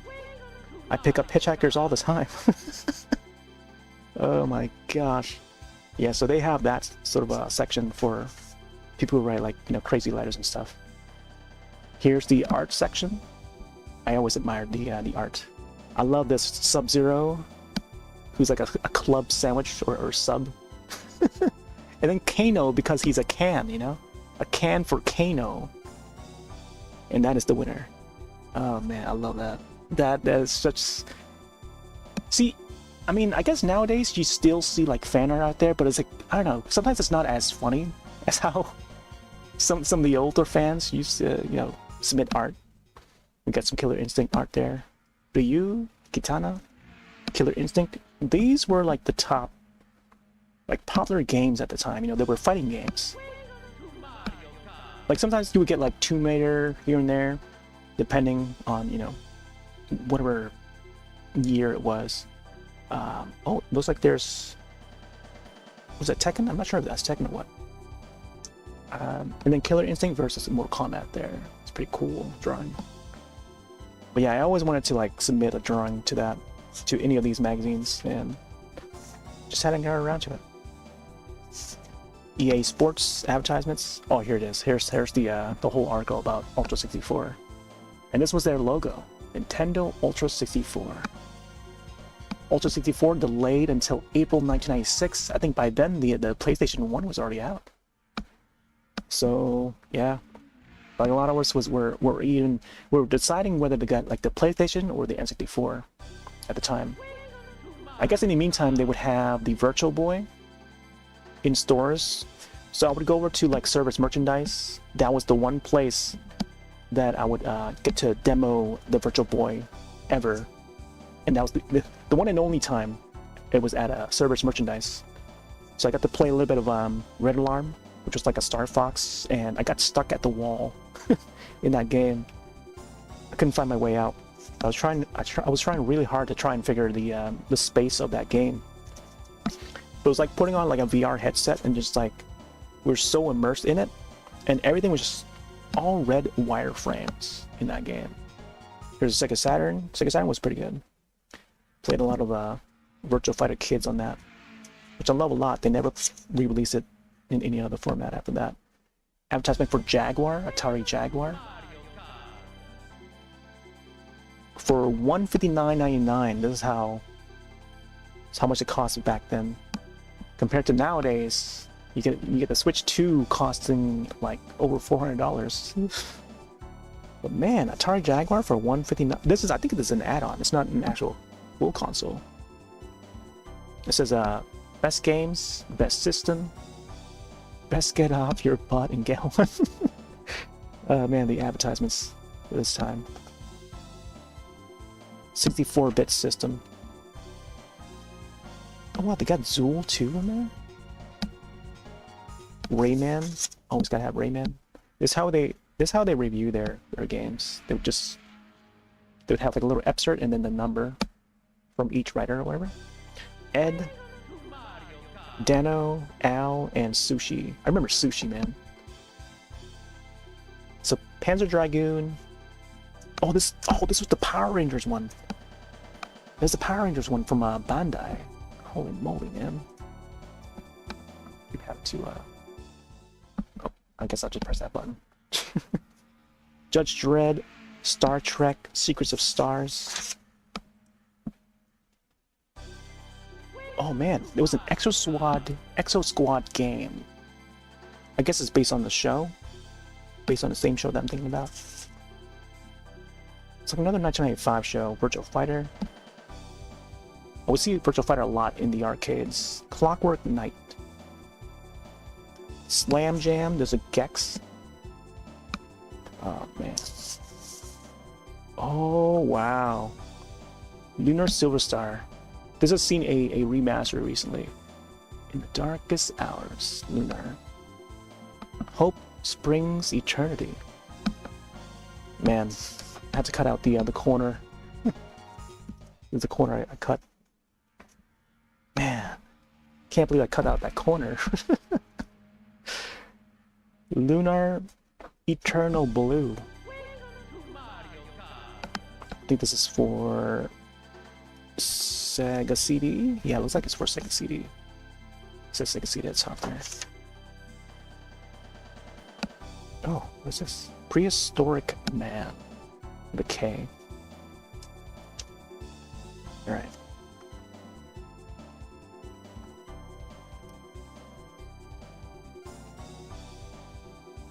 See how much more we have here. I'll just like try to sift through these real quick. Oh my gosh. There's something about this magazine, this issue specifically. And they would bring it back a lot, but wait, here's the Batman Forever one. Tommy Lee Jones, Val Kilmer. Oh my gosh. Mortal Kombat the live tour. The live tour. Tickets on sale now. Oh man, I never got to see any of these. This is kind of like how they did with like the Killer Instinct. They did one for Killer Instinct, and I guess Mortal Kombat with the other one. Another advertisement for X-Band. Oh, here's Killer Instinct right here. Killer Instinct for Super Nintendo. And again, like Super Nintendo getting the cool exclusives. Well, I guess console exclusives. But more so, it would be really popular in the arcades. Everyone would be practicing their ultras and stuff. And here's Mortal Kombat 3. I had to cut out the logo from the 3. There's Wolf, Night Wolf, Kano. Some of the artwork here. The art style has changed in Mortal Kombat 3 compared to like Part 2. I really like Part 2 and Part 1 a lot, but Part 3 came along. It was just all right. There's Donkey Kong Country. Was it 3? Country 2, yeah, Country 2. Fingers were better in the arcade. Yeah, they were still really popular. In our mall, it would be we had an arcade called the Dream Machine, and yeah, each of the Street Fighter, Mortal Kombat, and Killer Instinct, those three were always like crowded, you know, and they would place it at the center of that arcade, you know, the Dream Machine, because those were the popular ones. They didn't want to clog up the entire area, so they just place it right at the center. You know, that's where they go straight to. It's just that portion. And then further inward, there would be like Hydro Thunder and some of the racing games and stuff. But and then pinball machine would be on the sides. And then a little later we had like Dead or Alive. No one was playing Dead or Alive, but they would keep the animation up for the arcade comment. But like people were still playing Killer Instinct and Street Fighter even while Dead or Alive was still out. Virtual Fighter.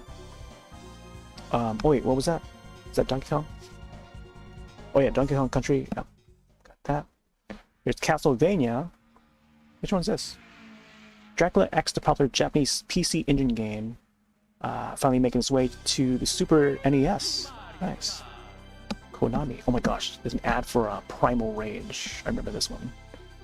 Yeah, look at that. Oh man. Earth is Earth. Earth is Earth. Oh man. You know what? Here, let me change the camera setup real quick. I don't know why I kept it to this. It was made to look like it's like 4x3 for the TV, based on the Nintendo website, the My Nintendo. So let me disable that real quick and put on the other one. The other one's in widescreen. Otherwise, I think just swapping to the camera mode instead would be the way to go. But let me see if we can try this one here.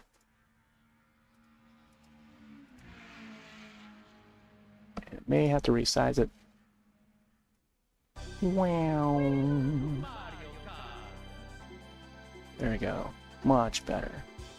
A little bit translucent, but it's okay. I don't know if I want to... I don't know how much bigger I want to bring this to. But there you go. You can actually see a lot better now. Primal Rage. Oh, man. Primal Rage. What else? Clay Fighter. Oh my gosh. Vector Man. Vector Man. They never brought this guy back. Some of these games were so cool, but like we just never got around to playing them. My gosh, Vector Man. Okay, are you ready? Here's the cool part about this issue. Warning, warning. The only way. Wait, use only in well-ventilated area. You ready? You ready, Bun? Make sure the windows are open. You ready for this? Watch. Apparently, I remember many years back, I was looking through my pile of magazines, and I was trying to find the exact issue that had this advertisement. And this is, I think this is one of the 2 issues that I have that has this advertisement for this game. Do you know what it is yet, Bun? Or Pine? Either one of you? I don't know if you're familiar with this ad that I'm about to like flip the page for. Get ready.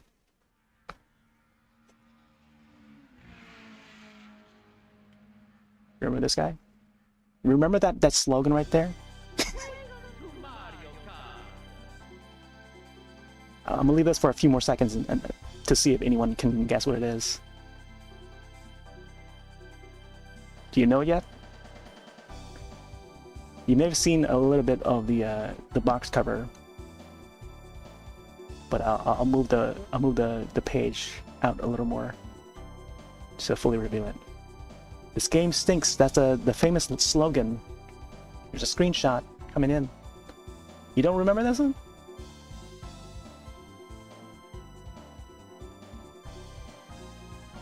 There it is. It's Earthbound. Super Nintendo Earthbound. AKA Mother 2. So this was the spread advertisement for game magazines, and it's weirdly cut. Like it's just like a fold out like this, like half, maybe more like 75%. Yeah. So not only that, but the thing about the fun thing about this advertisement is that these creatures are scratch and sniff.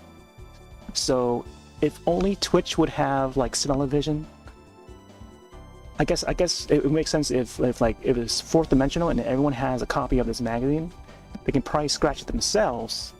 So when you scratch this guy, there's like a little circle. Let me see if you can get the right lighting. There's a circle you see on the monster, and then when you scratch it, that spot, and you can sniff it. Let me see if it can still work sometime. Let's see. Oh my gosh, the scent is off. It no longer has the scent anymore, as how I remember it. So here's one of the scratch and sniffs creatures. Oh, this part is also scratch and sniff. This is a screenshot from the game. So the circle part is a scratch and sniff portion. It used to have like a different texture, but I guess it must have worn off, so it may not have the smell anymore. But I'm gonna try it again. Each part would have like its own distinct smell. No, I don't really smell it anymore. It used to smell spicy. It's one way to describe it. I remember it having like a really punchy smell to it. Man, 1995. This is about time when like the Super Nintendo was on its way out, and by the time Earthbound came out, like not many people would know about it. And with all advertisements saying that, oh, because this game stinks, they might think, oh yeah, maybe this is a bad game, so no one really bought it. And now that's becoming like a cult classic. But the second page here is probably the best, because it would have the pizza. And I remember smelling the pizza one a lot whenever I get hungry. Whenever I come back to looking through this magazine again, I would look at that pizza, scratch it and sniff it, and it's like, man, I want some pizza. But I remember this one pizza here would have this really spicy smell to it, this spicy scent for some reason. Very punchy. I don't know how to describe it. It's just a very spicy smell. It's like how when you walk in a room where someone's like cutting like hot chili peppers, that's the kind of like punchiness that I'm talking about. Like you can really smell that. Or even onions, you know, like how onions can affect, you know, someone to really tear up. It sort of has that similar effect, but not as strong as like actual onions. But like I remember this pizza here. Let me try it out real quick. Yeah, no, I can't smell it anymore. It just smells like magazine. It doesn't have that smell anymore, but you can kind of see like the circle imprint on it. But yeah, this was like a very like iconic. I know it's kind of overused to use that term, but like one of the most memorable advertisements for a game was the Earthbound advertisement. There's another one here, but there's the guide for Earthbound, game guide there, which would I think ship alongside the game itself, so you can get like the standalone box, regular standard edition, and then like the big box that includes the game guide and the game. But yeah, I never got my own copy. But it says here, to make it easier, press the start button.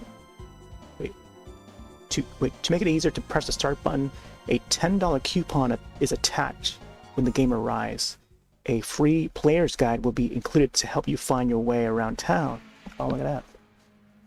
And this is a Nintendo advertisement for EGM. But I think it was also included in like Nintendo Power, like issues of Nintendo Power and stuff. But this is the one issue of a non-Nintendo mag that would have it.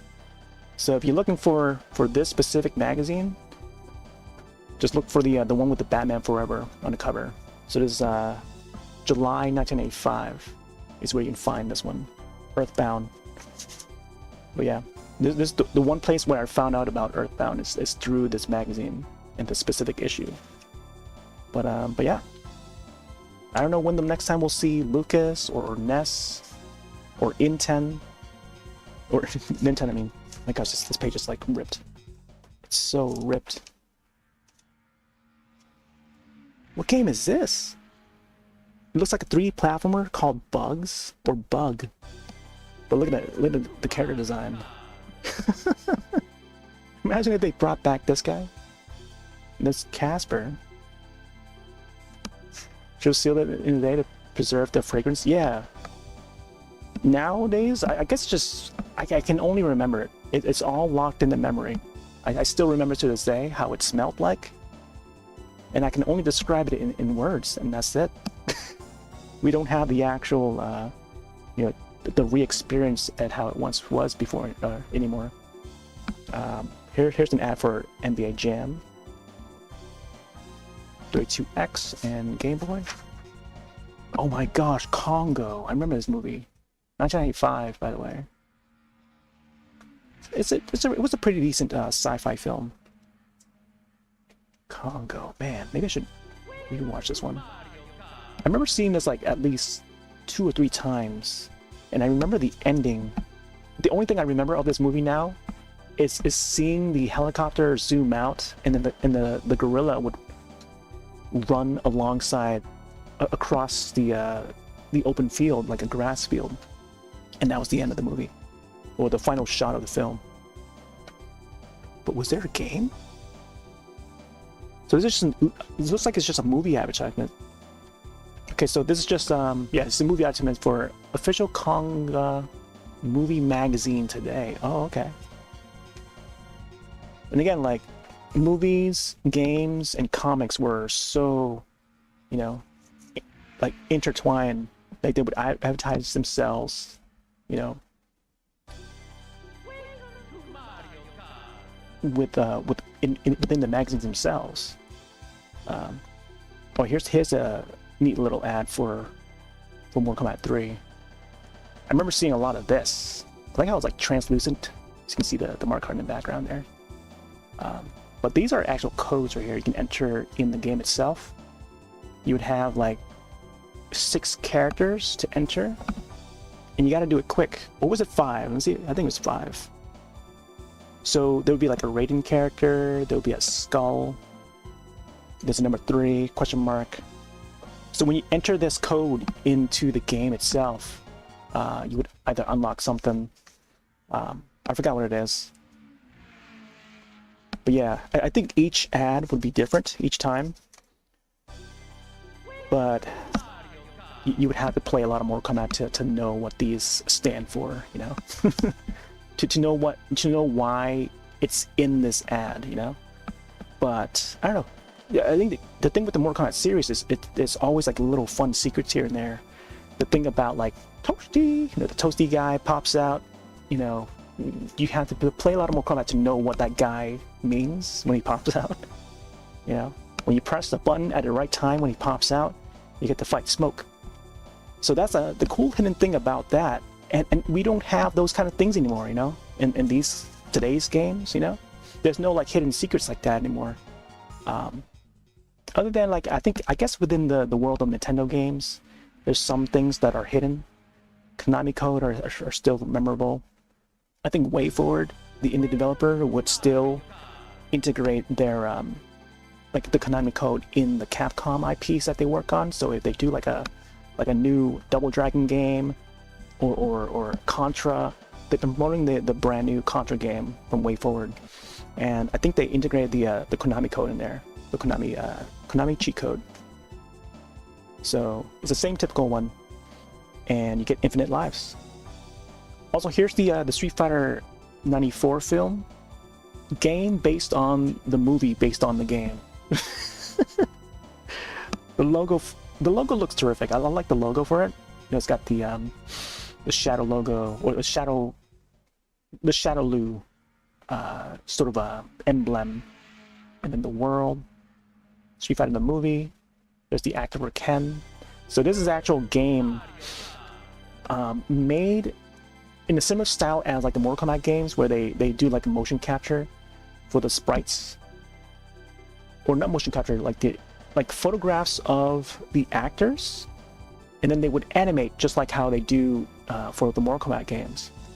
So this was unique take on Street Fighter, where they sort of copied Mortal Kombat in a way, and that seems to be the trend is for fighting games to copy Mortal Kombat. But there's Blanca. This one didn't do so well.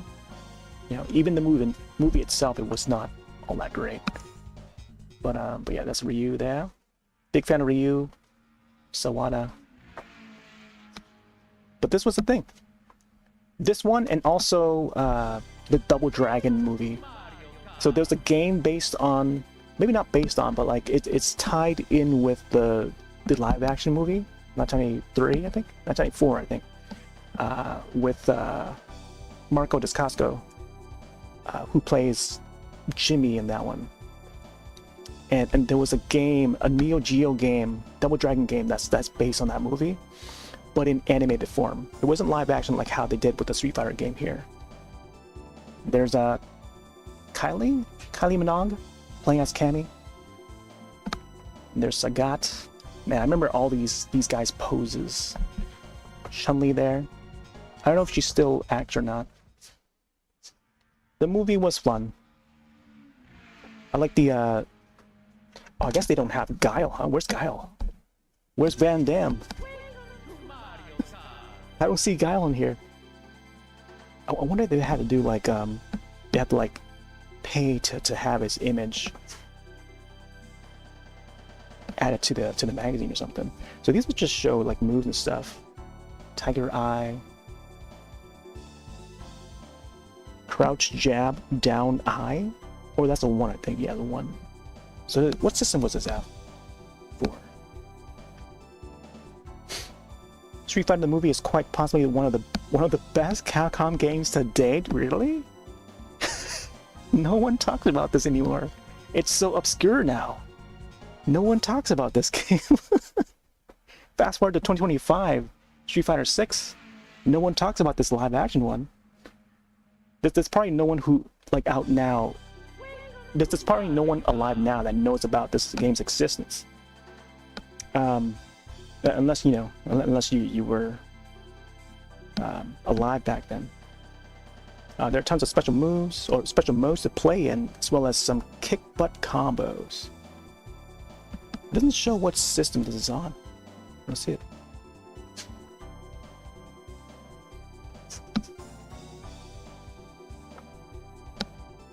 Oh my gosh, I remember the some of the wild advertising. Oh, this is from Data East. Man, I miss Data East. They've got a new I don't think it was Data East. It was a River City and Techno's arcade collection that's coming to Switch. Oh my gosh. Oh, or speaking of OMG, there's a GOD. I don't recall this game at all. Kind of looks like a Chrono Trigger in a way. Some of the character designs there. GOD, I don't think I've seen this. Apparently it's for the Super Famicom. Mobile Suit Gundam, it looks like here. Interesting. Bomberman 2. So, I guess this is where they would feature some of the imports, Japan releases. Oh, Hagane. Wow, there's an advertisement for Hagane there. Hudson Soft and Super Nintendo. Man, I still regret like cutting out some of these words. Ruin the advertisements for these. World Heroes Perfect for the Neo Geo CD. Holy moly! This guy looks a lot like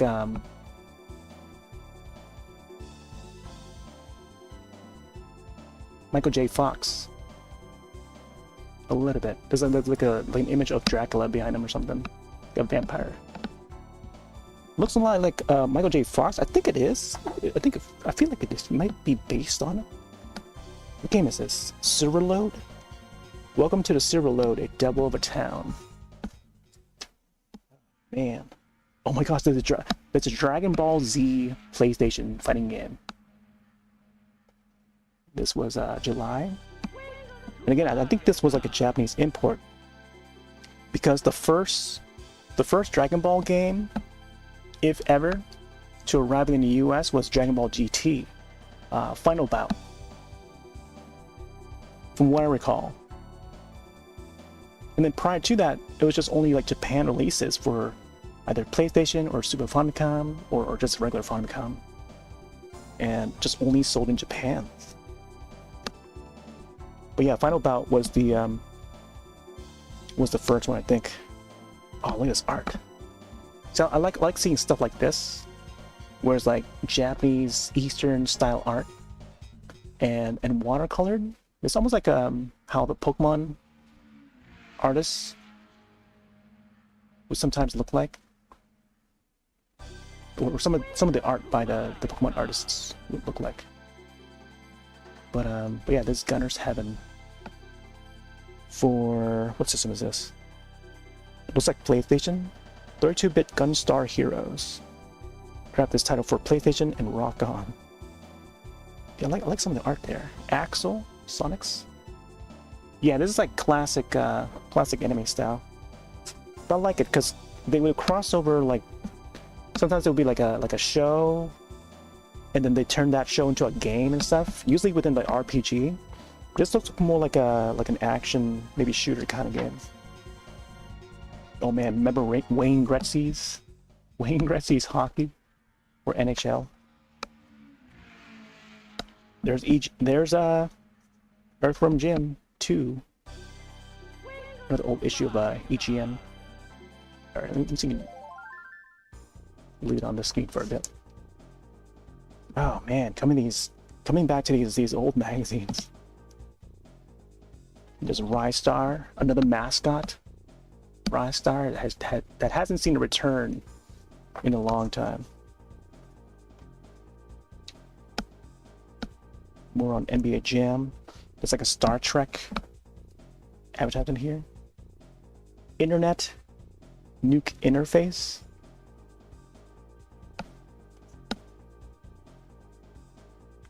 Detonation begins June 1st, 1995. It's an image of the masks there, Jim Carrey. Cool movies, cool TV.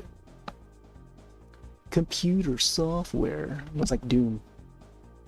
Or that's Duke Nukem. Wow. I like how they type the letters there. Video games. I don't know if there are any like magazines that still do this sort of thing. Like stylized, like you know, with the font it's like stylized like this. But this is so 90s, you know? It's just the 90s way of making it look like it's cool, you know? Like cool way of typing it. And then which brings us to like the AOL days where everyone would be typing like some letters in caps and then others would be smaller case, lowercase. Tecmo Baseball. Tecmo Super Baseball. Super Bowl 3. So now we get into the sports section. Not too keen on the sports stuff, but Bassmasters. Oh my gosh, see, I kind of miss like art like this for magazine advertisements. Hey, it's baseball action, so authentic. The only replacement player is you. See, this is like, I don't know, this harkens back to like 90s either magazine advertisement or book covers. I think of like Goosebumps, you know, some of the art in Goosebumps looks so cool, like the way it's drawn and stuff. And I don't know, it's something about that spray paint art or whatever they use, whatever medium it is, just looks nice in like magazine form, like paper, printed on paper and stuff.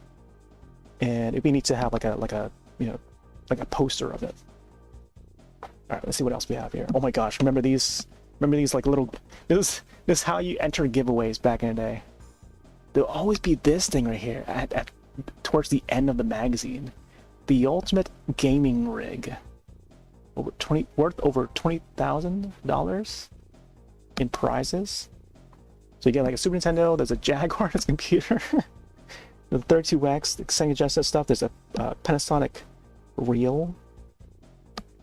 And then you get like the HD TV right there. That's why we swapped to the bigger camera view. The HD TV in the back right there. It's like a Pioneer TV. We used to have a TV just like this right here. Rear projection screen HD TV, which out to like 1080i, I think. for the max resolution. Look at that rack. Excuse my language, but look at that rack. Look at that. Look at how tall that thing is. Oh my gosh. Check out the rack on that one.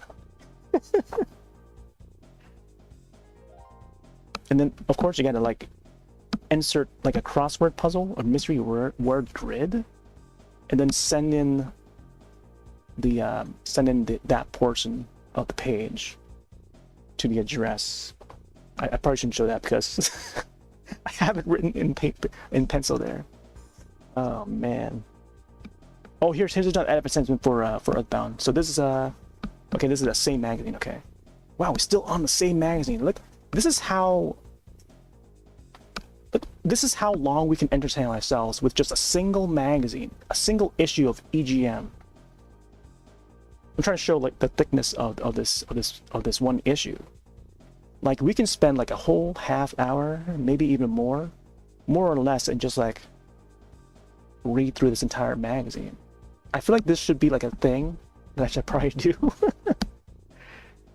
But man, call it stack in those days. EGM always has been one of the thickest games. Yeah.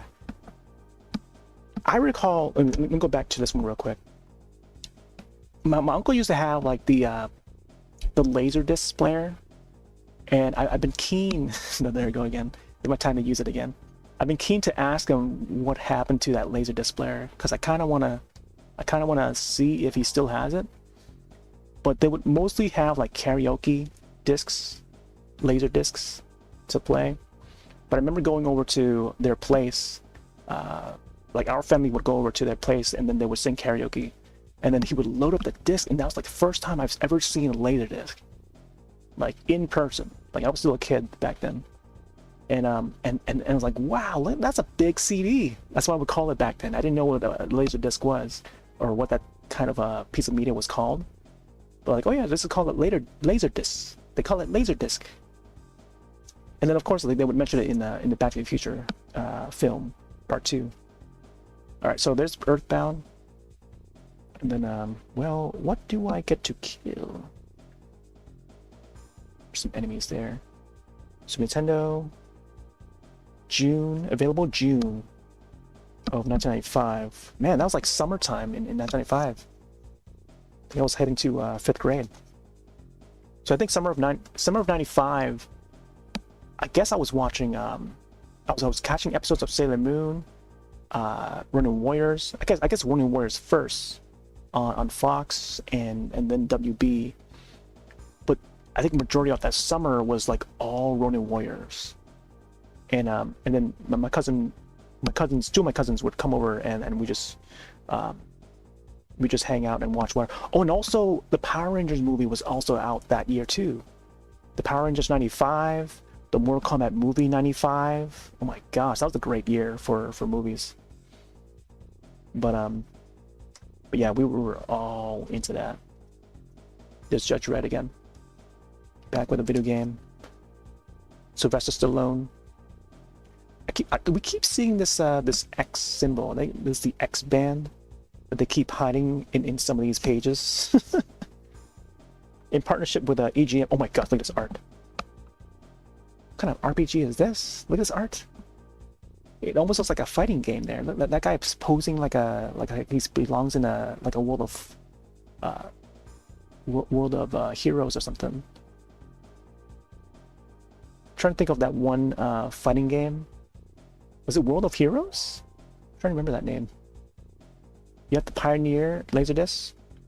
I think the laser likely needed a replacement. Super expensive pack. Yeah, I can definitely recall that being being really expensive to try and replace or even get repaired. I remember there used to be like repair shops around here in one of the plazas, and they would try to fix our VCR. Top secret. Wait, is it Tecmo Secret of the Stars? Okay. This was called Secret of the Stars, I presume. Star Trek Deep Space Nine. I remember the show.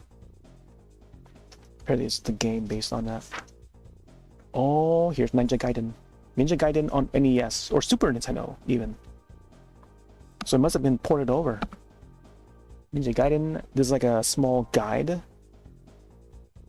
gotta jump here to make it over here. Parts 1 and 2. Classic Ninja Gaiden. Ninja Gaiden! I actually rewatched the Wizard recently. And that's how they pronounce it in that film. There's Exo Squad based on the show, also 95. Pretty good sci-fi show. And you would see like these costumes here. No, it's more like how do you call it? Like oh hey, thanks. I guess I think of Aliens, the film Aliens would also have like this sort of outfit that you can jump into and then like, you know, face up against the xenomorph, the queen. Xenomorph, I mean. 2045, the year. The year 2045. Oh, look at this comic zone right there. There's a page for Comic Zone. Sega Genesis. Oh, I thought the page in the corner here has already been bent. I'm trying to like fold it out. I'm trying to make it flatten out so it can fold out. But apparently it's actually part of the graphic. Yeah, the old Comic Zone. I don't think I ever got to play that one, but it always looked so cool. Oh, I bet it was a hard game. I feel like my neighbor must have had rented it, but I never got to play it. Oh, look at Kirby's Dream Land 2. I love Kirby's Dream Land, the original. I remember borrowing a classmate's Game Boy and a copy of Kirby's Dream Land, the first one, and completing that multiple times. Borrowed it for the weekend, and then my friend would not friend. It was one of my cousins came over and he would also get to play it. I still have an audio recording of it, but not video though. It's just audio recording. Level 3. This logo itself looks almost like a level 5's logo. Level 3. Here's a spread for Donkey Kong Land for the Game Boy. This one, it's around the time when like 3D models became like a thing, or starting to become a thing. Oh my god, look at that guy. Forgot this guy's name. Not sure they have Rambi in this. Like a fishy. Rambi. And Primal Rage. For some reason I had to cut out the primal word. I don't know what I used it on. Primal. But man. Yeah, this was that dinosaur fighting game. Pretty cool. Pretty cool for its time. Primal Rage. Oh, some more Batman stuff. Riddler. I was about to say Joker. George Lucas. That's how the guy looks like back then. When he still had dark-colored hair. It's Nerf or nothing. We still have like Nerf commercials back then on TV. I mean. Oh, I read this as main source, but it's your M source, your source of American and Japanese video games. So this is where we'd order like a Sega Saturn or NECFX, whatever that is. The Jaguar and a 3DO, 32X. Oh man, I always love how like the Japanese Sega Saturn was in white, and over here we would have it in black. I don't know why. Oh, here's a little screenshot from the Street Fighter animated movie, and also the Fatal Fury animated movie as well. I need to rewatch those. This one and this one. Yeah, this was the first Street Fighter animated. Just before Street Fighter 2V, the series, came out. I remember we had to rent that from a local video store. There's the action figures. DBZ, Bandai, and Fatal Fury. Interesting. I remember those commercials on TV. Advertise the action figures. Tomo. Was that Castlevania? There's some Amano art. Looks like it's Parasite Eve. I'm not sure. Oh no, it's Front Mission. Yeah, Front Mission there. Love that design for Goku, young Goku. Mist. More Gex. Oh my gosh, here we go. Talk about system prices. Nintendo announcing their Switch 2 to be costing like over $400. Look at the prices for the consoles back then. In 1995, Neo Geo CD, $499.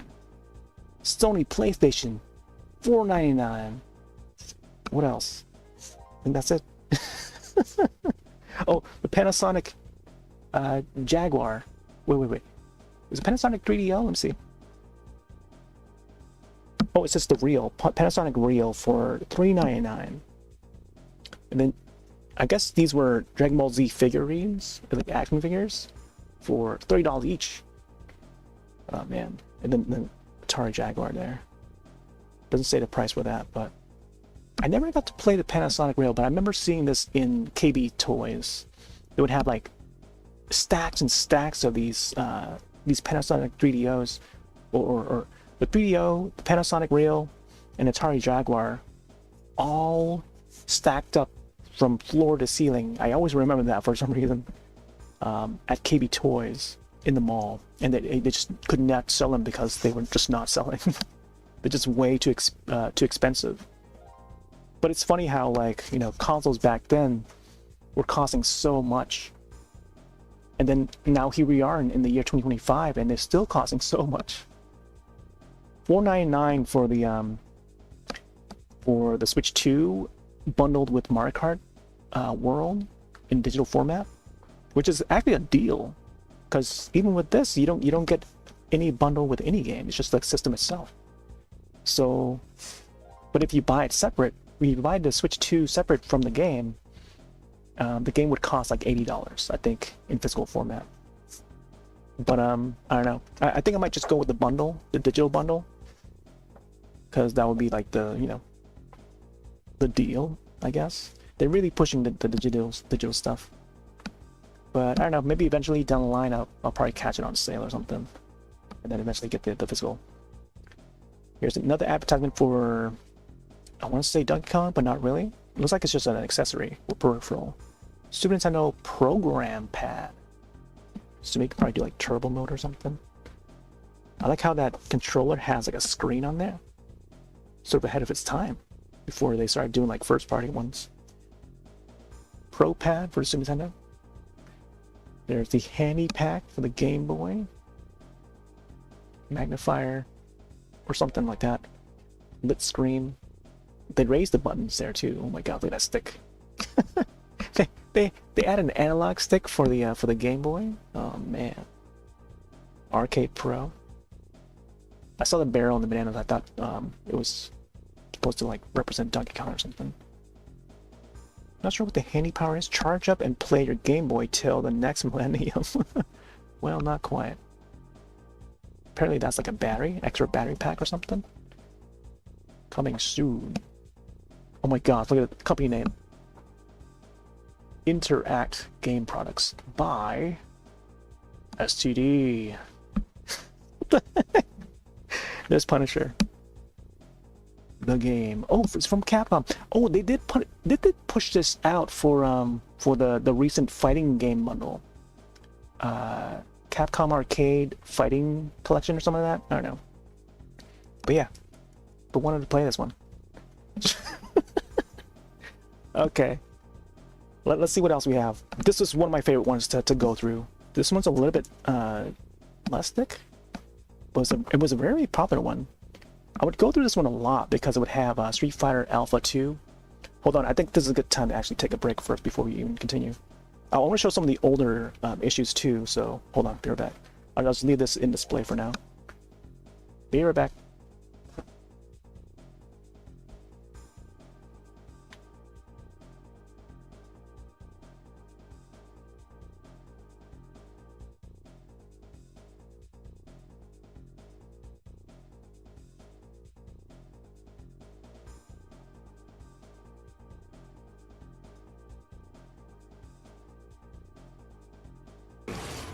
Oh wait, because the guy's got the electric gun. Execute, execute. Ooh! Oh snap, what the heck? Whoa! Whoa. Did you get that? No, I just seen you. Oh, you witnessed me doing that execute? Oh man, that was a new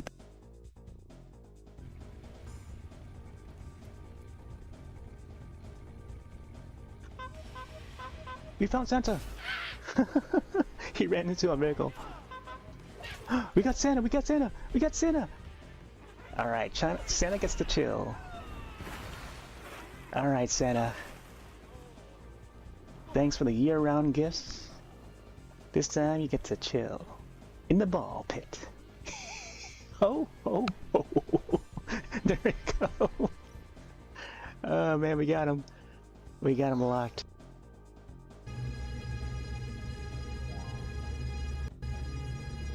There we go.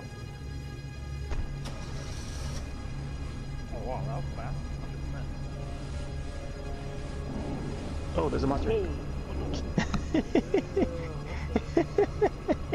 Wow, like right through the door. Like Yeah. It wants to meet you, bun. It wants to meet you.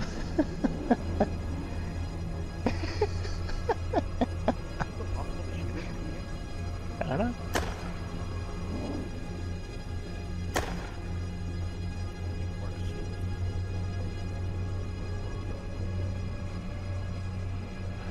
Beep beep.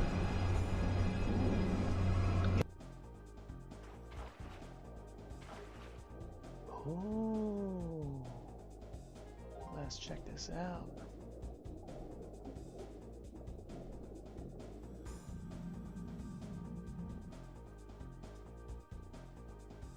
Okay, we're back.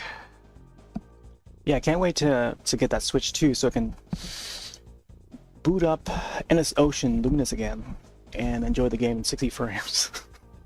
Well, I guess maybe they would upgrade it more to multiply the amount of frames to 120, since that's the frame rate that they're going for. Anyways, welcome back. Hey there, Boots. So we have the category set to hauls, because I'm showing my old collection of magazines. This is only a small portion, but there's we've gone through like 3 different issues so far, and I feel like it's going to be a longer extension. We were playing some Mario Kart 64 earlier, then I decided to take a break so I can swap to this category, the hauls category, part of the Twitch April Fool's week. I guess that's how they're gonna word it, or how I'll word it, I guess. And then they have like 4 new categories, so I thought, you know, that this would be a great idea to maybe bring back these magazines so I can actually fully show it, because I didn't get to show each of them last time I got to feature it. Because otherwise, I think it would be like a totally different like category.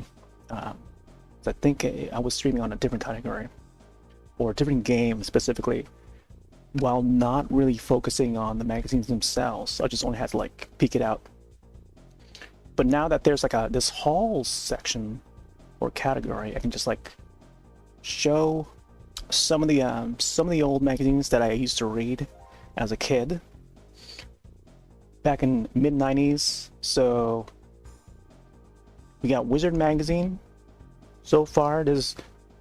So I guess to summarize what we got so far, Wizard magazine, this is an issue from May 1995, and then we just finished going through Electronic Gaming Monthly, EGM. This issue number 32, that was year 1995 in July, with Batman Forever on the cover. And Val Kilmer, starring Val Kilmer, who has recently passed away. And then now, here's the 3rd issue of Electronic Gaming Monthly, which has Street Fighter Alpha 2 on the cover, and this is the August 1996.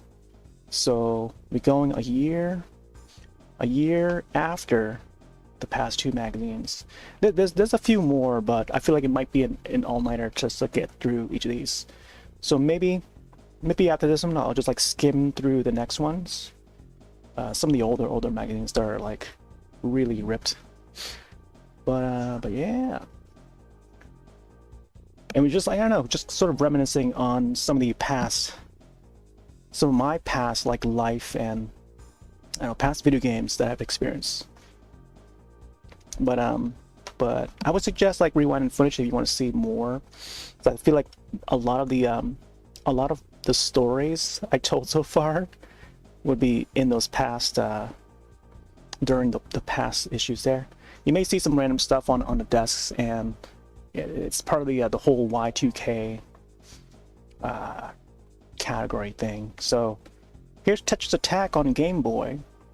Very colorful and very 90s look, because this was back in the 90s. Super Game Boy. I feel like Nintendo need to put out like a Super DS of some sort, and they never did. They never put out like any attachment for playing your DS and or 3DS games for to play on a big screen. Look at his mouth. Oh my gosh.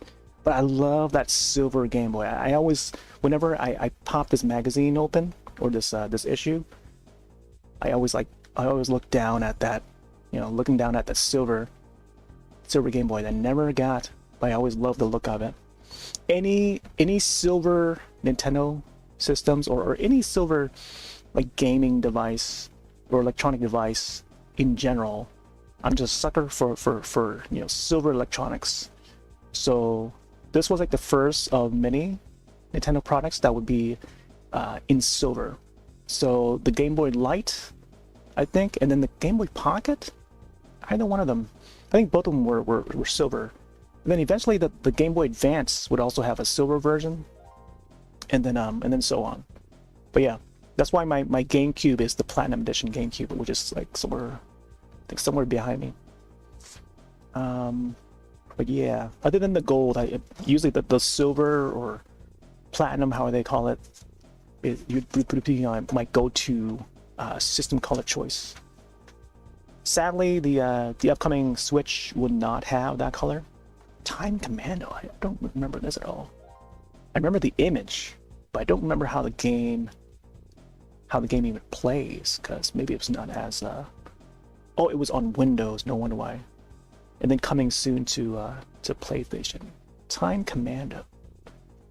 Think of Time Cop, the old Van Damme film. So 90s, yeah. Fan of the silver, look neat. Shame we don't have as many color options. Yeah, I know, right? And again, Mortal Kombat. See Mortal Kombat screenshot. Oh, here's an advertisement for Blockbuster. Look at this, Blockbuster video. I was just talking about Blockbuster earlier today with another group, because they were complaining about, I mean, see, the thing is, like, the pricing of the games nowadays, it's just so high. We've reached a point in this next generation where not only the new hardware would cost a lot, in the 400s, 500s now, and then like the software themselves, like the game releases, the game titles would increase by another 10. So it's up to like 70. It's like between $70 to $80 now, and gone are the days of Blockbuster Video. And Blockbuster would be where I would find and discover brand new games and or movies. I would have a neighbor. I would mention this every now and then. There's a neighbor that we used to live back at the old place, back in the 90s. I would frequently visit and hang out with. Me and my uncle would go over to play whatever games that they recently would rent. Every week they would have like a new game or something to play on Super Nintendo, Sega Genesis, and then yeah, they would frequently rent games from Blockbuster. And here's one of the advertisements for that place. Game Pro. Yeah, they would have magazines there too, so you can always stop by a Blockbuster and just like, you know, read, pick up a magazine and just read there. That was another place to find like related magazines. They also had In America. Oh my gosh, I need to bring that stack. Oh, I think I have that stack behind me, but okay, I do have it behind me. Okay, that might be. You know what? I feel like tonight is going to be a really long stream, but I want to try and keep it within the next hour because there's just so much. There's just so much. But maybe I'll split it apart. Maybe I'll have it for tomorrow too. But I have to hop on a little sooner because tonight we just hop on a little late, way later than normal. If I had known that this is going to be so long of like a thing to stream about, I probably would have made this like an own separate section just to go through these magazines. And I feel like these kind of streams are the, I don't know, I don't know what you guys think about these kind of streams. It's just me and just like going through these magazines. Something about this, I don't know. And I feel like I need to be more prepared for it. Like how the maybe swap to like the full camera and not just like a game in the background. But maybe having the game in the background is I don't know, maybe it adds to it or something. But I feel like I want to have a better setup for this. But anyways, let me see. So there's like Sega Saturn there, Acclaim, seeing a whole lot of brands that we continue to see a whole lot of. Atari. Wait, Jaguar had a VR? What the heck? Jaguar had a VR. Look at that. Man, I totally forgot about this. I thought normally the Sega would have a VR one, but a Jaguar's VR. This is like definitely around the time when like VR was becoming the trend, and then like we had the Virtual Boy. Look at that image. That little girl looks happy. She got like the bow tie. Man. Reality check. How is VR doing now? Cybermax. They spell Max with a double. It's like the same Max spelling as the comic book character we saw earlier in the Wizard magazine. But Cybermax. Imagine a futuristic version of that character. They'd be called Cybermax. It's kind of like a Cyber Shredder. Oh my gosh, this is the charging portion of the N64, which I have over there. I could probably just unplug it, but I know I have to like move some things around to try and get it out. But yeah, that's how big that charger thing is. Okay, and then there's the back of the N64, I think. And then there's an EEPROM. It's like a taller cartridge, so it's kind of like the cartridge here. It's kind of like a regular N64 cart, but like double the size, longer. So it'd be like that tall or something, double the size. Because I think it's supposed to have like extra RAM, I think, attached to it or something, just to store more data. But that's pretty neat. And then like they check underneath the whatever that part's called. It's the memory expansion port. That's what it's called. So it's the front part of the N64 there. So when you pop it open, there's the expansion there. I think that's the third-party one that I added. It would add more RAM to it, I think. And there's a couple games. There are a couple games on the N64 that needs that. So it's the Donkey Kong 64, and then Majora's Mask. Yeah, those are the two, if I recall. Sometimes when I even tried taking that out and then putting it back in just to see if the N64 would boot up and capture, but it wouldn't capture. That's my childhood system that is just no longer boots up correctly. I did get it to boot up like back a couple years ago, like after decades of not powering it on, and then after a while it just died out, and I just couldn't get it to boot up again. Oh my gosh! Battle Arena Toshinden 2 is an advertisement for this game here. This was a fighting game that was on PlayStation, and I think I still have the disc for the very first game. the very first battle arena to Shinden. I don't think they brought this back, but the cool thing about the original disc is that when you place the game in like a CD player, like a regular CD player, or even a Discman or Walkman or whatever, Sony Discman, it would play the soundtrack from the game, which is really cool for like, you know, disc format games, and that goes for a lot of the PlayStation games. So when you put the game disc in a CD player, it would play the soundtrack. So I think even vice versa, if you put the game disc in the PlayStation and then boot up the soundtrack portion or the CD player portion of the PlayStation, you can play the soundtrack that way too. So that was cool. Oh my gosh, look at this TV. Boombox up that TV with the monitors. Samsung engineers dream TV. Oh man, look how close you gotta sit up to that TV right there. Our parents would say we would ruin our eyes back then. With this setup, you can ruin your ears too then. Oh man. Oh my gosh, there's a Die Hard trilogy? This is video game? I don't think I ever played this. Fox Interactive, look at the logo. We don't see that logo anymore. I think Fox now has been owned by Disney. It'll blow your beep mind. I don't know how else to verbalize that. Look at this advertisement. Die Hard trilogy. 3 explosive games in one. Coming soon for Sony PlayStation and Sega Saturn and Windows 95 CD-ROM. Pages look a little ripped there. Alright, and again with the review scores. Oh, here's how some of the writers would look like. You can see their faces now. Sean Smith, review crew. Dan Su, like how they would alter their photographs a bit there. Sort of distorted. Sushi X.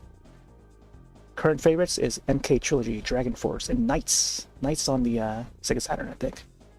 Good old Knights. Buster. Oh my gosh, I used to play Buster Move. Buster Move.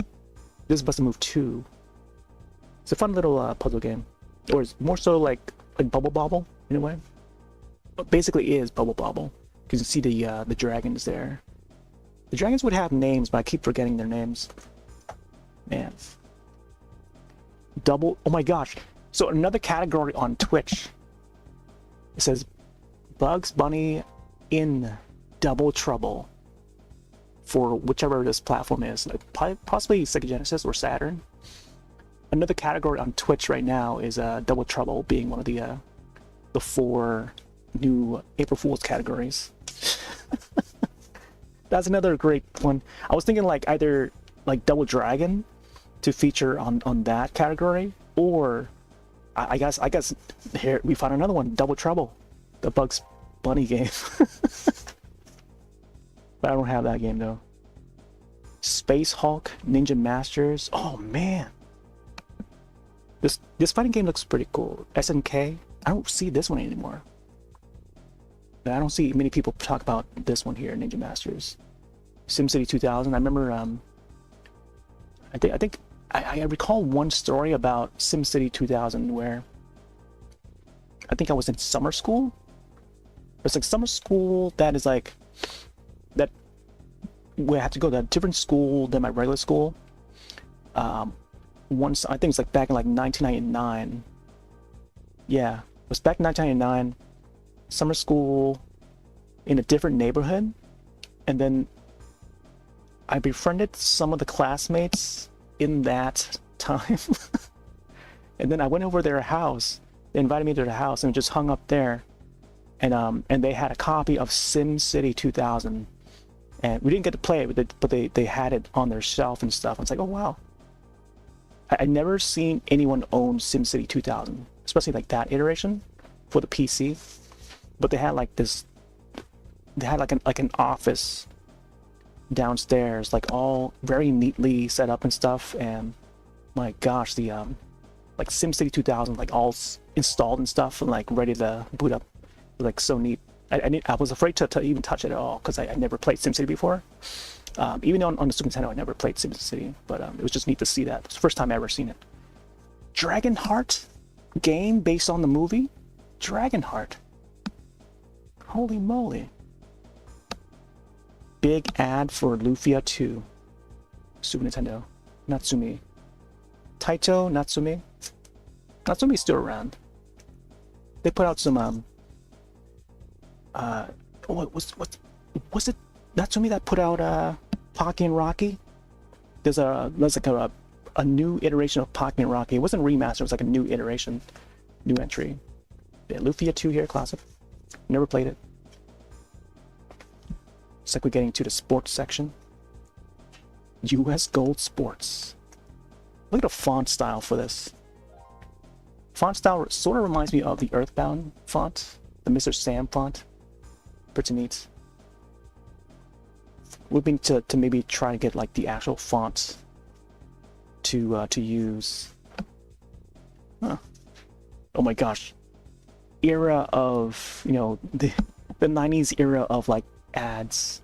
They always have like this sort of strange, sort of like strange angle when they photograph like their actors and stuff. Like very up close, almost like a Sam Raimi style of photography. Oh my gosh, look at that. I don't know what's happening there, but it's like he's puking out the circuitry or something, or the binary codes. Binary, how do you call that? Long before there was ultra super duper 64-bit polygon video capture, hardware hype, weird type, pointless game ratings, E3, screaming guys in ads, virtual reality, cliches like how they have it in different fonts, like in your face, and it's the ultimate 360-degree rotoscope rhetoric from self-righteous reviewers, CD this, 3D that, multi-million-dollar TV commercials tainted with toilet humor.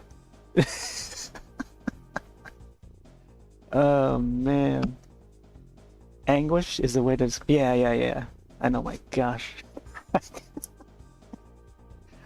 Oh my gosh. This is how fun the old ads were. There was fun. At least there was fun. Namco is right. There was fun.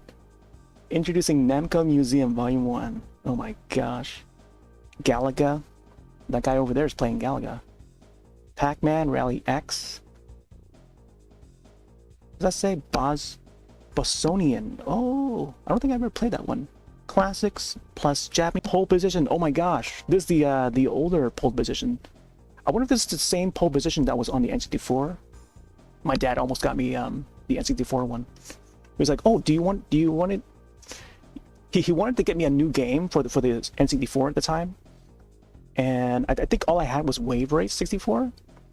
But he wanted to get me a new game, and he suggested to get like F1 pole position on the N64. I was like, no, I'm not sure. I'm interested in a sim racer kind of game. But I think at the time there was like no other game out that I was interested in for some reason. I don't know.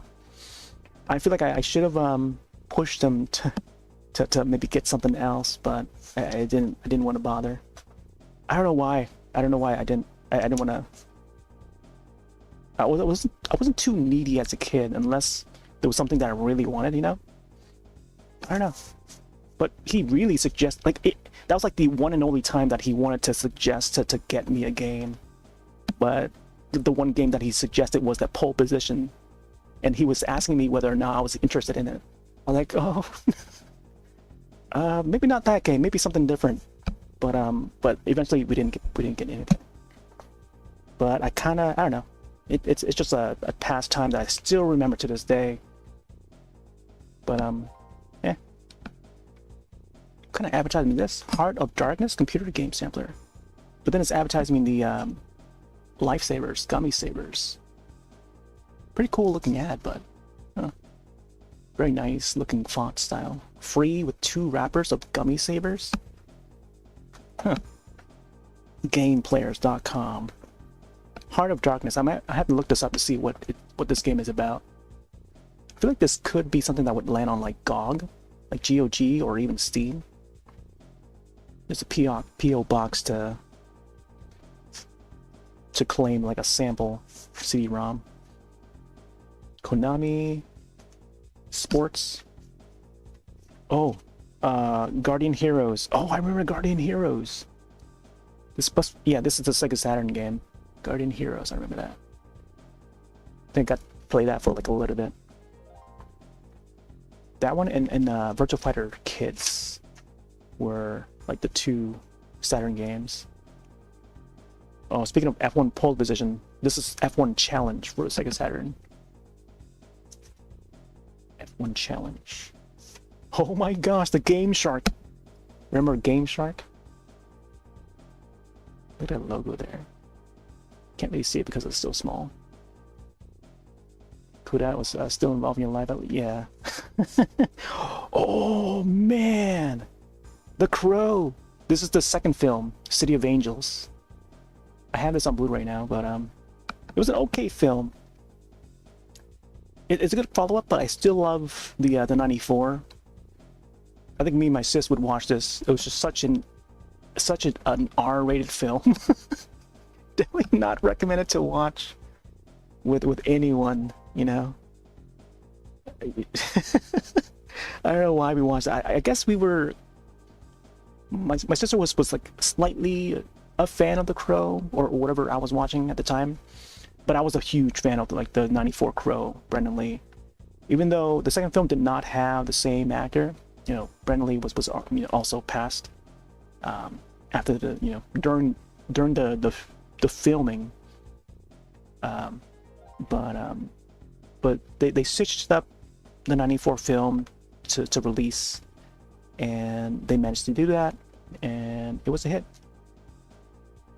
Such a hit that it spawned many more sequels after. And they came out with a recent reboot starring Bill Skarsgård, who played Pennywise in the recent It film. It's based on Stephen King and stuff. So he starred in so many films since then. So he played the same character, Eric Draven, for The Crow reboot, which is supposed to be more closer to the comic, but I still have yet to see it. And since no one else has really talked about it, I assume that the film had not done really well in theaters, and it landed on streaming platforms so quickly, like about 1 or 2 months after it hit theaters. So I assume that it must have bombed in the box office so much that it hit streaming service, and nothing has said after that. I feel like they should not have done the first film or the first story. They should have just followed up with a brand new story, maybe a different set of characters, rather than redoing that same story. Otherwise, it would have been like a neat reboot of the series, and they could just continue going that path, going down a brand new path. They don't have to like keep on remaking the same story over and over again. But yeah, that's the thing with The Crow, the state of The Crow series, I think, at the moment. And that's coming from a longtime fan too. Like, I feel like they should not touch that first film at all. Buster Bros, I don't know what this is. I remember seeing this. Oh my gosh, Darkstalkers. Whenever I see Darkstalkers, I gotta take a look. Night Warriors, that's the Japanese name, and then Darkstalkers Revenge. I used to draw some of the characters from Darkstalkers. There's Resident Evil there. I remember it coming. Oh yeah, I remember reaching this part of this issue, because this will be where they show like the codes and secrets for some of the games. So here's a Resident Evil code, or I guess they call it cheat sheet. Easy game reset. You can start your game over again from the beginning without resetting the PlayStation when you do this rather simple code using start and select buttons. Interesting. So it shows the instructions on how to do it. When you're playing, press start. At the status screen, press and hold start and select for 2 seconds. After a short time, the screen will black out and return to the beginning FMV sequence. It's by Patrick Lusby, Boulder, Colorado. Interesting. So, okay, so that's like a shortcut to go back to the title screen. Oh. Interesting. There you go. See, this is why it was good to like learn to read these magazines, so you can learn like, you know, different pieces of info like this that you don't read in the manual at all. Like this is the kind of stuff you don't see in the manuals, the game manuals, if the game even comes in with the manuals at all, which most of the time they do, but they don't teach you like these little, you know, little hidden things. So there's an example right there. And I like when they have like a section for these kind of tricks. It says like tricks of the trade section of these magazines, which is pretty neat. And of course there's another one there for Darkstalkers. Krypton Meets, King of Fighters 95, Vector Man, Battering Toshinden Remix. Holy moly, there's a remix version. Street Fighter 2 or Street Fighter Alpha 2. Interesting. Yep, more codes there. Oh my gosh, Shining Wisdom. I don't know why. Again, I cut it out, but I didn't realize there was like an ad for Shining Wisdom here. We don't see the Shining series anymore. There's another RPG series from Sega. But I really like the artwork on this. Very cool, like 90s anime. Was it Street Fighter? Oh, it must have been Ryu. I don't know why I cut out Ryu for. I don't recall what I used this cutout for. What happened to these cutouts? I'm trying to remember. I don't know what happened to these cutouts. It must have been like a collage or something. But anyways, here's the spread for Street Fighter Alpha 2, which is the, you know, on the cover.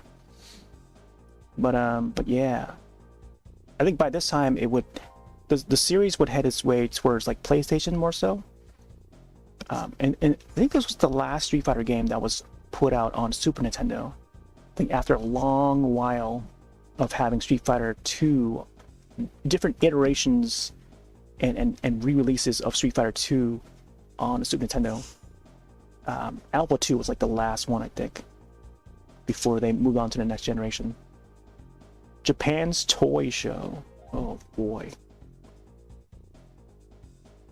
I think this guy's from Virtual Fighter. Toshinden Ura 2.5. Wow.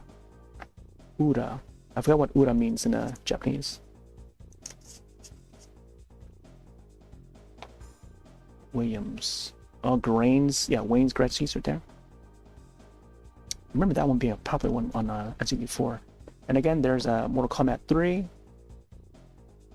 Mobile platforms, the NCT4 version needs to have exclusive factor included in it.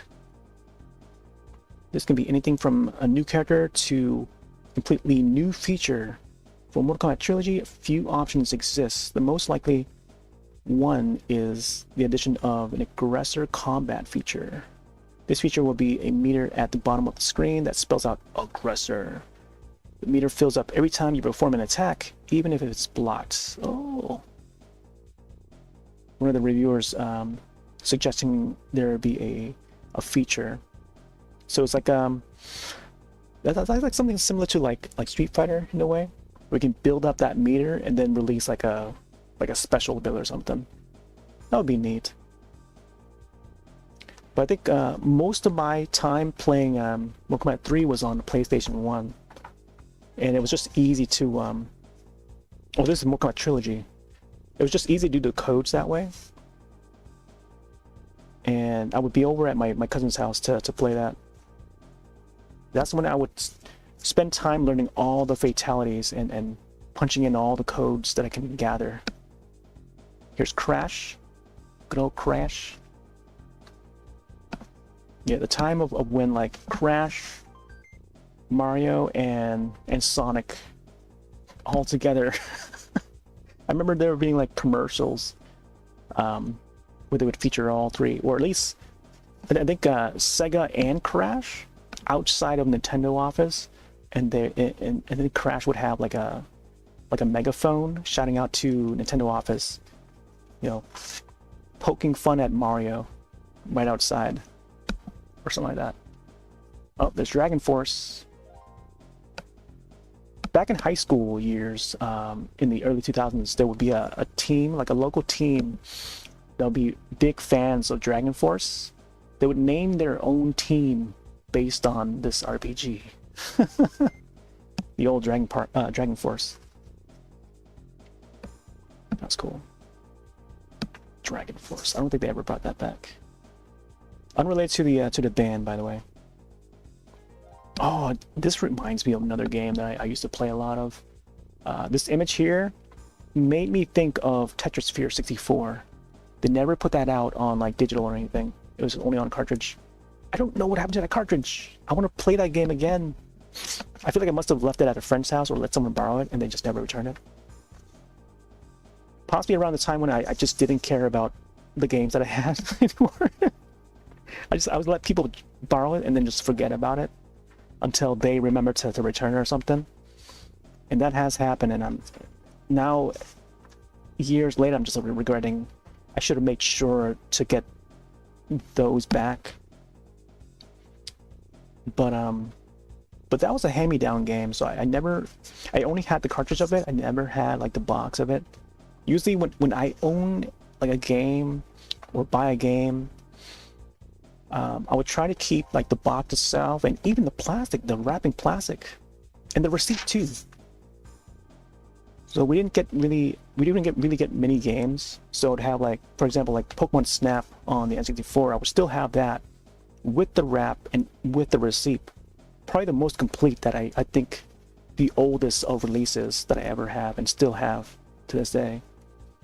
I think next to that would be Ocarina of Time, boxed and with the plastic wrap, original, but it's partially open, so I can play it. And the price tag is still on there.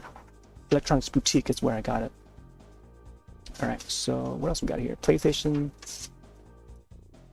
Glass Chamber. But yeah, I try to keep the box when I can. So unless it's like a hand-me-down, maybe a friend would offer a cartridge to me as like a gift or something, and then it would just be like a loose cartridge.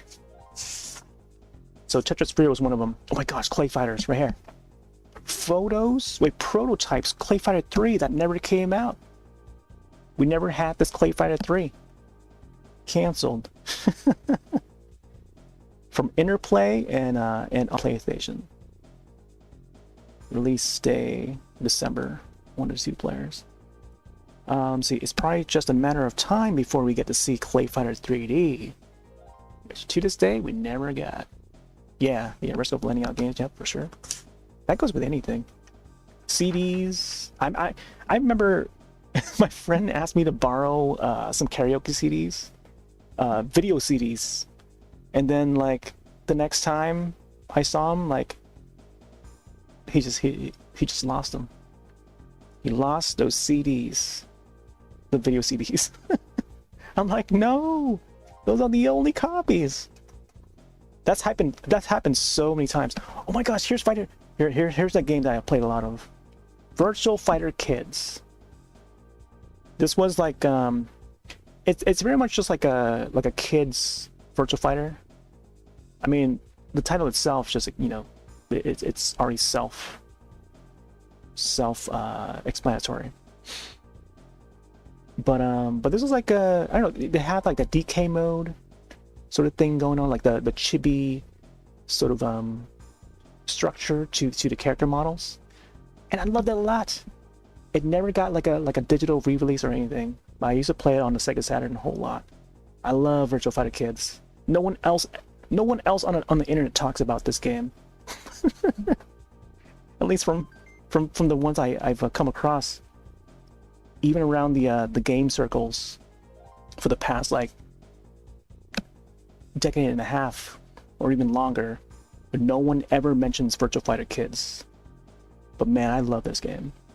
I used to unlock Durrell, how do you pronounce her name? The silvery character, the boss character at the end. That was such a fun game. I wish someday that Sega would just put it out on digital so I can re-experience it. Magic Knight Ray Earth, look at this. There used to be advertisements for Magic Knight Ray Earth. And I remember using that game ad to draw the characters. And apparently there was also like a TV series, like a mini TV series. I'm not sure if it's like a mini movie or what, but I never got to watch it. But I want to watch it, especially since like back in these days, there would be a lot of RPG games that were based on the show. They would have a show and the game out at the same time to cross promote one another, and it's usually in Japan, you know, something that they would promote in Japan, but like the show would never make it over to the US unless there's like a label that would license it. So nowadays, like as an adult, I start to understand how the system works now. They would have another label that tries to license it and then like have it for rent or purchase. You would have to go to like a Suncoast Video to buy it on VHS or something, you know, or have maybe have access to a catalog from a magazine to even purchase the VHS. But this was one of the I guess this issue would cover the Magic Knight Ray Earth. Dark Savior, I'm not too familiar with this one, but it looks pretty cool. Character models remind me a lot of like Castlevania 64. Dark Savior, holy moly. November is the release date for that. So thanks for the follows there. I normally would stream a whole lot of Monster Hunter and Nintendo stuff, but tonight just happens to be a more retro night. And I don't normally do this. This is like actually one of the first, maybe official times that I get to feature this sort of thing here. Part of the Halls category. Twitch is doing like their April Fool's Week thing, and Halls is one of the new categories, limited time categories. That's gonna close out, I think, by tomorrow or the day after. I think by Friday or something like that. So Y2K, Halls, Snack Time is another one, and Double Trouble. But I think I'll mainly just stick it to Y2K and possibly just Halls. So we've only gone through like 3 magazines so far. We're in the middle of the 3rd one, and there's a bunch more I want to show because I rarely get to even do this, and I've been wanting to do it for a long while. But I find that, you know, Halls would be a great opportunity to do this. Manga and the yeah. And apparently there's a game to go along with it. It's pretty neat. Dark Rift. So I guess this portion is where they show like screenshots of upcoming games or prototypes. Sometimes we would see like Zelda Gaiden, which was the name that they called the next Zelda game for the N64, which later turned out to be Majora's Mask. By the time, oh my gosh, Discworld! Discworld 2, wow! This is another classic adventure game. Very cool. Discworld. My gosh, that's the Power Rangers pinball based on Zero? Zeo. I never got to play this one. This is a Gold Ranger too. Zeo. The old theme song. Man, there's a Power Rangers pinball. I want to play this. I want to play this pinball game. I wonder if... I kind of doubt that someone's made like a table based on that for like pinball simulator or something. I feel like if once Pinball Simulator comes out on Steam, we're gonna see a whole bunch of like past iterations. Someone's got to make one based on this game. I want to see one based on Power Rangers Zeo. Because I think back in '95, I was still watching Power Rangers. I was still taping some of those episodes. But I think by then, a lot of people just fell off the series. Didn't really bother watching it much anymore. Unless you know people. But we were just like keeping it secret for a long while. Because you would be made fun of if people knew that you watched Power Rangers at that time. But man, I think like 2 years after the airing of Mighty Morphin, like by then, if you're still watching Power Rangers, like you were you were made fun of, man, for no apparent reason, just for watching, which is, I don't know. It's a shame how, you know, time has turned nowadays. World Heroes. I was trying to think of this game name earlier, but it's just World Heroes, not World of Heroes. So this World Heroes, perfect. Interesting. Prince of Persia 2. Oh my gosh, it's Tetris. The very colorified version of Tetris, bulletproof. I think later on we would see Tetris on the N64, which would have like 4-person multiplayer. And I would catch the commercial of that on TV. EA Sports, Team EGN, Madden 97.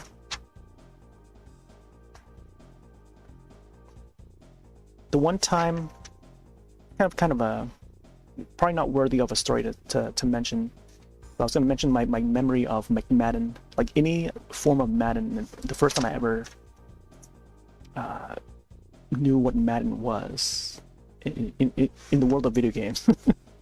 Where there's the Virtua Fighter there. Virtua Fighter and War Gods, I think, on the N64. I remember War Gods. Remember not being allowed to watch Power Rangers as a kid? Was it because too violent? Too much fighting? I could definitely see that. Definitely see like parents not allowing their children to watch like Power Rangers due to the violence. And that was a thing too. Like I remember like parents calling like Fox Studios or whatever to protest against Power Rangers because they were so violent. And I remember that continued going on even through when the movie came out, and the interviews that took place when they interview when press went up to the what is it, like the movie opening or the red carpet or whatever, to interview the actors that were playing the main characters, and their response was that you know, they would ask like, oh yeah, what's your response to your parents protesting against the show and you know, due to violence and stuff. So I think one of the actors response was, and also Tommy, the guy that plays Tommy, his name is I'm blanking out on his name now, Jason David Frank, or JDF for short, may he rest in peace. Like he had a really good response, like something about like the show it's more than just violence. It teaches kids, you know, good versus evil and making good decisions, you know, to the best or something like that. Something along those lines, I don't know. And just knowing what's good, what's bad, pretty much for the most part. But and then like working together as a team and you know, in a group of friends and stuff like that, and just fighting evil. But it's fictional. Yeah, I think the most important part it was fictional, and that, you know, any viewer should be able to tell the difference between reality and fantasy. Like that was the most important part. Screenshot of Resident Evil here. But yeah, they, like, parents would just like try to protest against that show, or any violent show on TV. I love this art. Look like little Goku there, the controller. I think it's supposed to be like an N64 controller. From Rodolfo Galgana from Oak Harbor, Washington. Oh my gosh, that character. Hold on. Let's see. Try to get this to not fall off. This character down here, I don't think it's Dragon Ball Z. It may be Dragon Ball Z, but I'm not sure. I think that might be a Zonoid from Guyver. At least the pose, the character pose might seem familiar. Could be from Guyver. But that looks a lot like it could be from Guyver. But then it also could be from Dragon Ball Z. But then again, I'm not sure. Because there'll be like the Cell guys and the Ginyu Force that kind of resemble this guy. But now I'm not sure. Earthworm Jim, Scorpion, and Nightwolf. and Toshinden fan art there. Another Dragon Ball Z. A lot of Dragon Ball Z around this time of this decade. All right, there we go. There's the art section, and then another one of these giveaways again. Later on in later issues, there'll be like more. They'll add more things to the bundle, and not just like this part. So in the mid-90s, this would be what they would have, like multiple systems here and there. But like later on in the late 90s, there will be like a lot more stuff in the image, like maybe multiple computers or something like that. I remember looking through the magazines and see how much has changed, and I always see like this promotion still going on. It's supposed to be like a giveaway, and they would add more to it. Just like now thinking back, it's like it's pretty hilarious that they have so much to offer there. Resident Evil. I think later on they would put out the director's cut. So this was still like 1996, I think. Yeah, 1996. So yeah, right around the time when Resident Evil was still brand new. EGM Marketplace. Imported Japanese products. This is from Miami, Florida. Wow. Yeah, I remember like some issues in the later issues. There'll be a whole lot more list of these catalogs they can order from, and the list would be a whole lot more. There will be more of these pages. Oh, and also here's where I get to learn about new anime. So not only at Blockbuster you can rent if you want to get like the physical, and they don't always have the latest stuff, you know, when you go to Blockbuster. But in these catalogs, at the end of the magazines, there will be like more Japanese, you know, imports. So there's an episode of Guyver, one of my favorite series of all time, and I have this both on VHS and DVD and Blu-ray. Well, actually, I don't think they ever put it on Blu-ray. This is the original series, the original animated series. They never put it on Blu-ray, I don't think. They did a remake though, but I have that remake on Blu-ray. Miku. I'm trying to read what this says. I used to. Oh, New Angel. I remember. Wow, I totally forgot about New Angel. Sometimes they would have Slayers. Slayers would be another. Oh my gosh, there's La Blue Girl on there. So if folks are familiar with that realm of animation, there's La Blue Girl. That's part 2 right there. Oh, there's Double Dragon, the movie. I think this is the game based on the movie, the live action movie. That's the medallion. I can recognize that. Never turned violent. Yeah, I know, right? Oh my gosh. But you know, I guess, you know, parents should, you know, just try to, they're trying just trying to be protective. It's a Sailor Moon one. I think this is a game. Japanese imports. This must be. Guys, they got Samurai Showdown. There's Fate of Fury, Real Bout, Dragon Ball Z Legend. Which one is this one? I'm trying to read the list to see if there's any indication of what Sailor Moon game that is. The title's in Japanese, but there it is. I'm trying to get it in view. Pretty neat little 3D render of Sailor Moon. Oh my gosh, there's Tobal. Tobal #1. I remember that Akira Toriyama art, I think, provided for that one. Legend of Oasis, Virtual Fighter there. You also sometimes get like soundtracks, and they would sell like a whole bunch of like anime merch. So this is like Dragon Ball Z. This is like the era of Dragon Ball Z. Ranma 1/2. Oh my gosh, let me see. Posters for Ranma 1/2. I remember just like looking at these posters, like even though it's like so small of a page, look how small that page is, and I always have to like look up real close to see how the art looks like on these posters. Even though it's like a promotional image in this sort of like a catalog.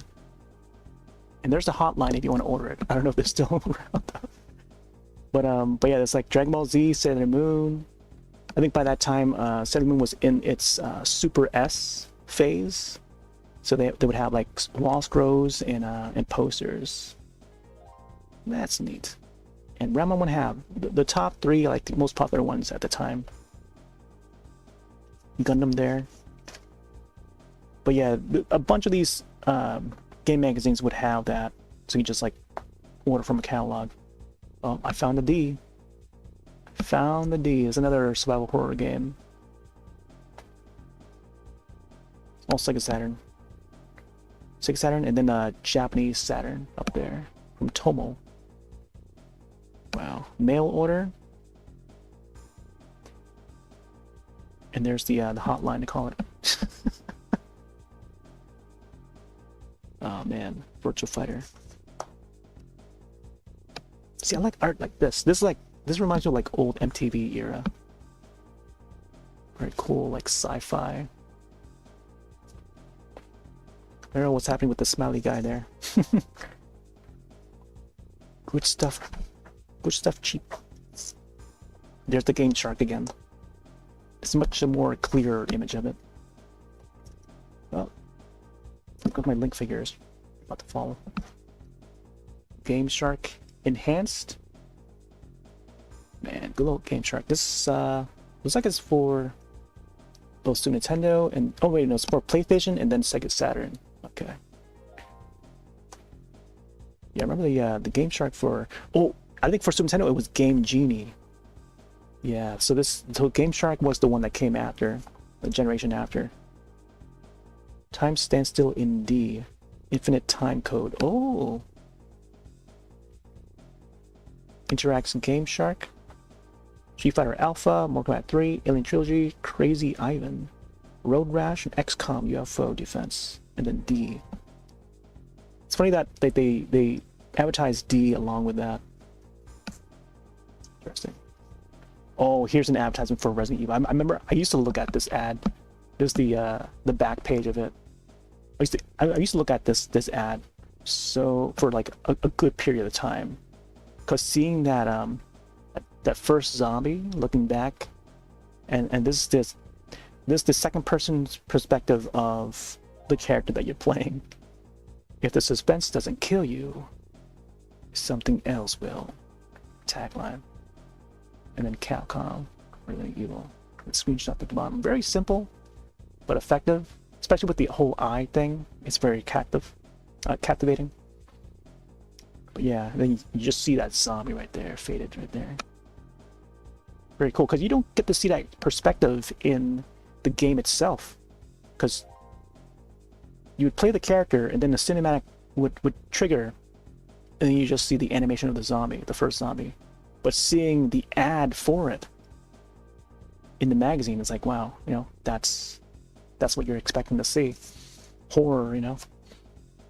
All right, let me see. I'm not sure how much longer I want to go for, but I don't think we'll get back to Mario Kart, but we'll see. I don't know. Mortal Kombat. This is probably one of the earliest issues of GamePro that I have.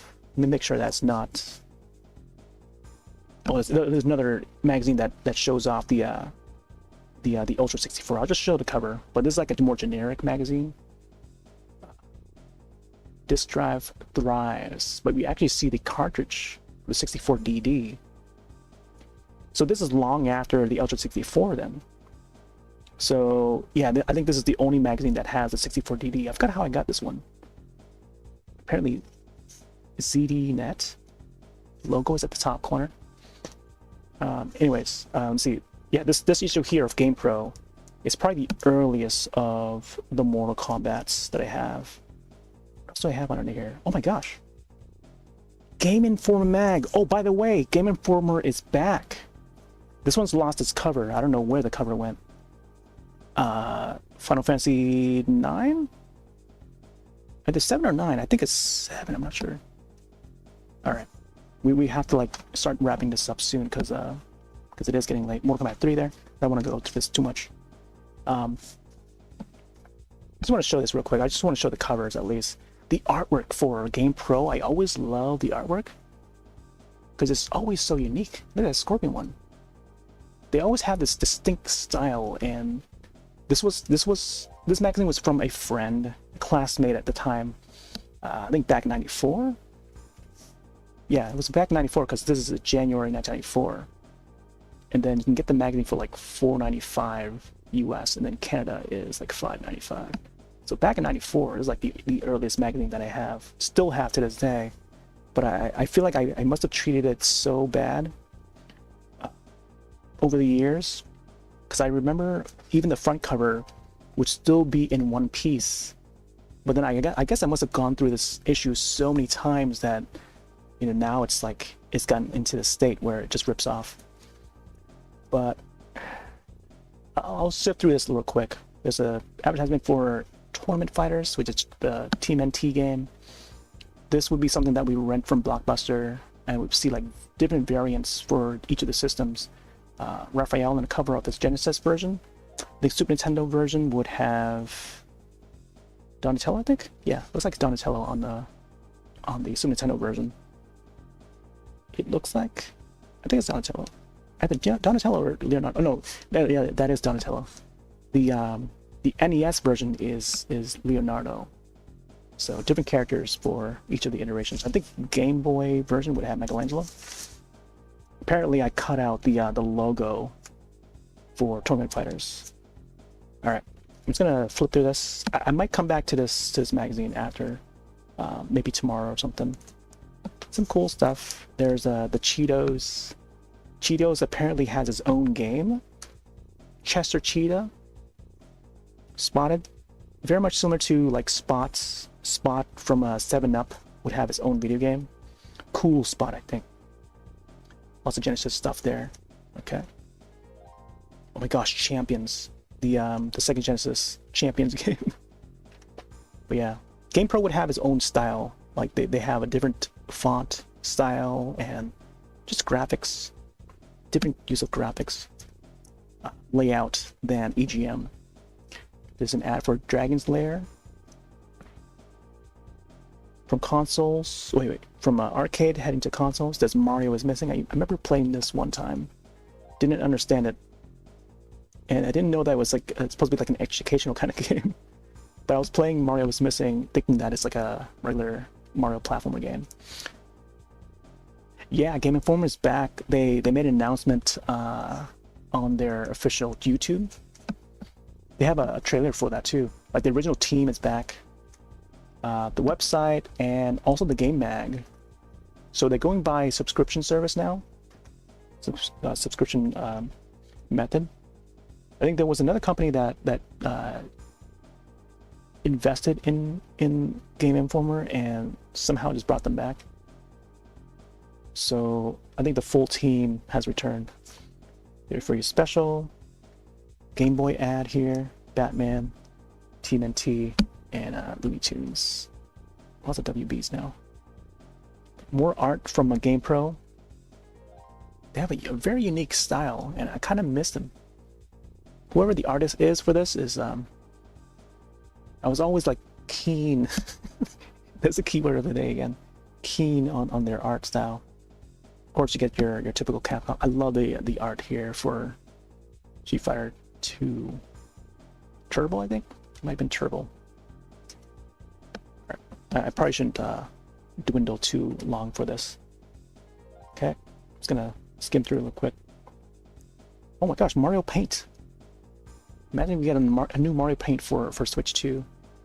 There's a ActRaiser here. My gosh, lots of classics. X-Men. Oh, Aliens game. Oh my gosh, there's an ad for Zombies at My Neighbor's. I used to play this one at my neighbor's house. They would have the Super Nintendo version of it. Oh man, look at this. Good thing it's still in one piece. Like no cut pages. I guess I didn't cut any. Oh, I guess I did. Never mind. I take that back. There is a hole here. There's a hole in the center. 50 levels. I think it's supposed to be a plus sign or something. I don't know. Konami there. There's Bubsy.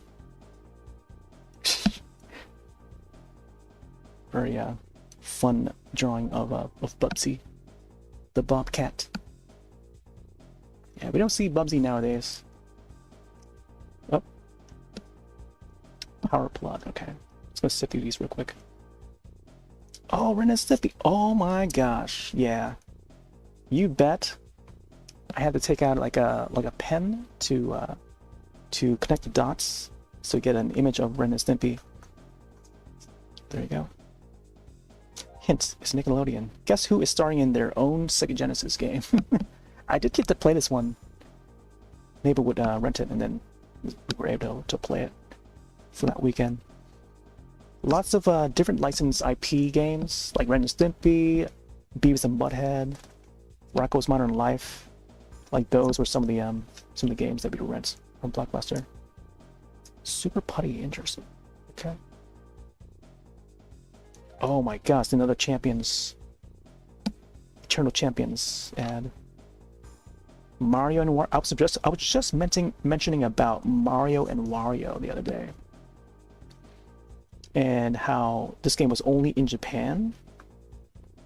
But this was like one of the first times we would see the character Wario, or at least like offshoot to their own game. This was cool. I feel like they should have released this in the US. I don't remember if they did or not. This mouse-only Super Famicom game is the latest offering in the Mario series. That's right, it doesn't work with a control pad. Mario and Wario features classic side-to-side hop and bop Mario moves, with some elements of Lemmings and good old Donkey Kong thrown in for good measure. Imagine if they came out with this game for the Switch 2, with how the whole Joy-Con is able to swap to mouse mode, the Joy-Con 2. Playing Mario and Wario with the mouse mode, I think would be awesome.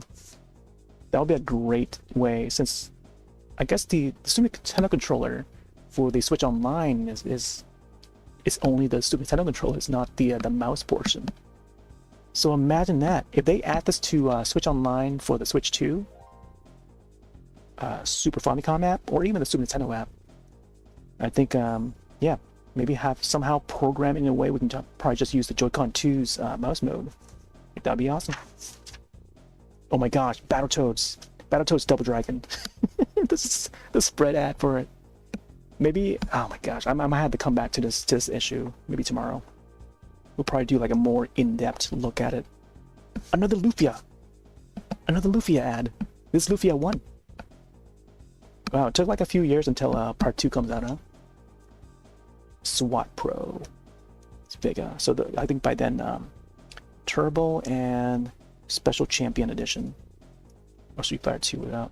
Yoshi's Safari. Oh, I remember this one. I never got to play Safari, but this is the one that where you can use the Super Scope on. Goof Troop.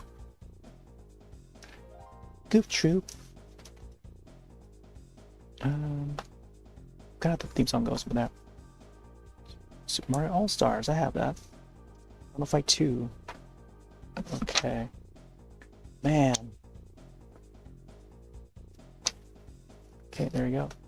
Totally awesome. Totally awesome. Pirates. I think of the Dark Water, Pirates of the Caribbean, which I did like a little fan art of. That was also a show that would air on TV at the time, back in 94. 93, 94, I think, when it would air. Never played this game though, Pirates. Huh. Again, more of the catalog thing. Clay Fighter, original. Art of Fighting. TMNT. Oh my gosh, look at this guy. Look at this art. It looks so cool. Alright, yeah, it's I think at one point it was like really like the issue itself is like, look how thick that is, man. It's just coming apart, so I had to like tape it along the edge here to keep it together. But anyways, yeah, I think we'll probably get to some of more issues I think tomorrow. I'll try to hop on during the day if I can. And then we'll show some more. I didn't get to go to the drawings. I have some drawings down here too. My old drawings. And I have them stored in this like Batman folder. Oh my gosh. I think there's some anime stuff in there too. So let's get a little sneak peek at it. I'll probably save it for tomorrow, but with some anime drawings. And then I guess some old photographs. I don't want to go through these real quick. I'll double check it first before I go in there. But like my old childhood drawings. Anyways, I think that's it. That's it for today. It was a good 3.5 hour session. Started off with some Mario Kart 64. on the Switch. So maybe tomorrow I'll probably separate the game from the magazine hauls. But yeah, I just wanted to show some of this as part of the whole haul thing. But yeah, the Sonic 3D Pinball, or 3D Blast, it looks like. But more on these tomorrow. I think I'll probably toss in some N-American Max as well, which I have behind me. And yeah, it's you know, another trip through memory lane early tomorrow, I feel. Not sure when though, but I'll try to hop on earlier. Anyways, yeah, there you go. Not sure what to call this. I feel like I should separate this portion to its own video. It should not continue to be Mario Kart. But anyways, let me reduce the cam real quick and go back to Mario Kart. Yeah, this was pretty fun. I like going back to like some of the old stuff. It sort of reminds me of what was what was a thing back then. And seeing those ads for like Lufia, like that was pretty neat. You know, let's do. I don't want to do another cup, but I think I'll do a time trial real quick before we close. I think I'll do the Koopa Beach one. Oh, I also need to pop up the other display. Let's do a Mario. Koopa Beach or Koopa Troopa Beach. Just because, you know, this course is coming back in Mario Kart World. Oh, there you go, you got the boost. That was like sort of accidental. Yeah, let's go.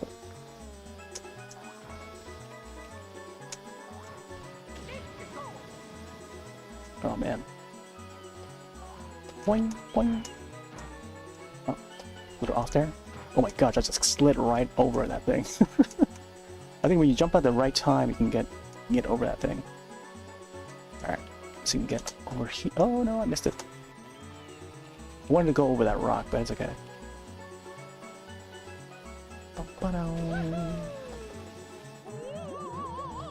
Jump for the side steppers. Also, the rock there is shape of Koopa Troopa. I'm curious to see how the remake would look. We only see the little image in the trailer that they showed earlier today at the Direct. So was there? Oh yeah, there's a shortcut here, or an alternate path. They sort of refined this part there for the Mario Kart 7 remake of this course, and they made the water look more shiny and bright, vibrant, like it's more turquoise looking, bright and shiny water. Whereas the original here on the N64 is more murky looking, you know? More murky looking waters.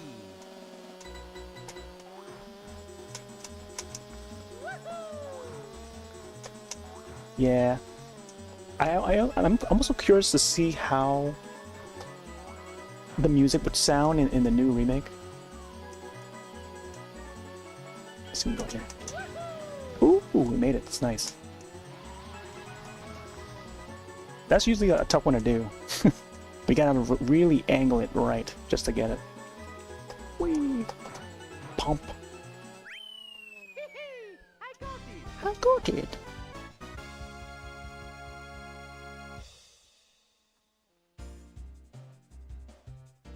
Wow, I think that's my first time trial on that for this iteration. All right. Let's get back to the main menu. That's what we're gonna call it.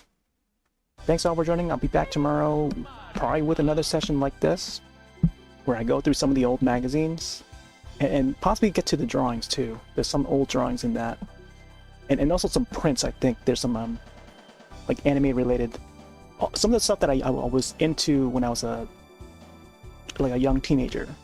So we'll see how that looks. There may be some embarrassing stuff in there as well, so I may want to double check it first before I hop on to do so.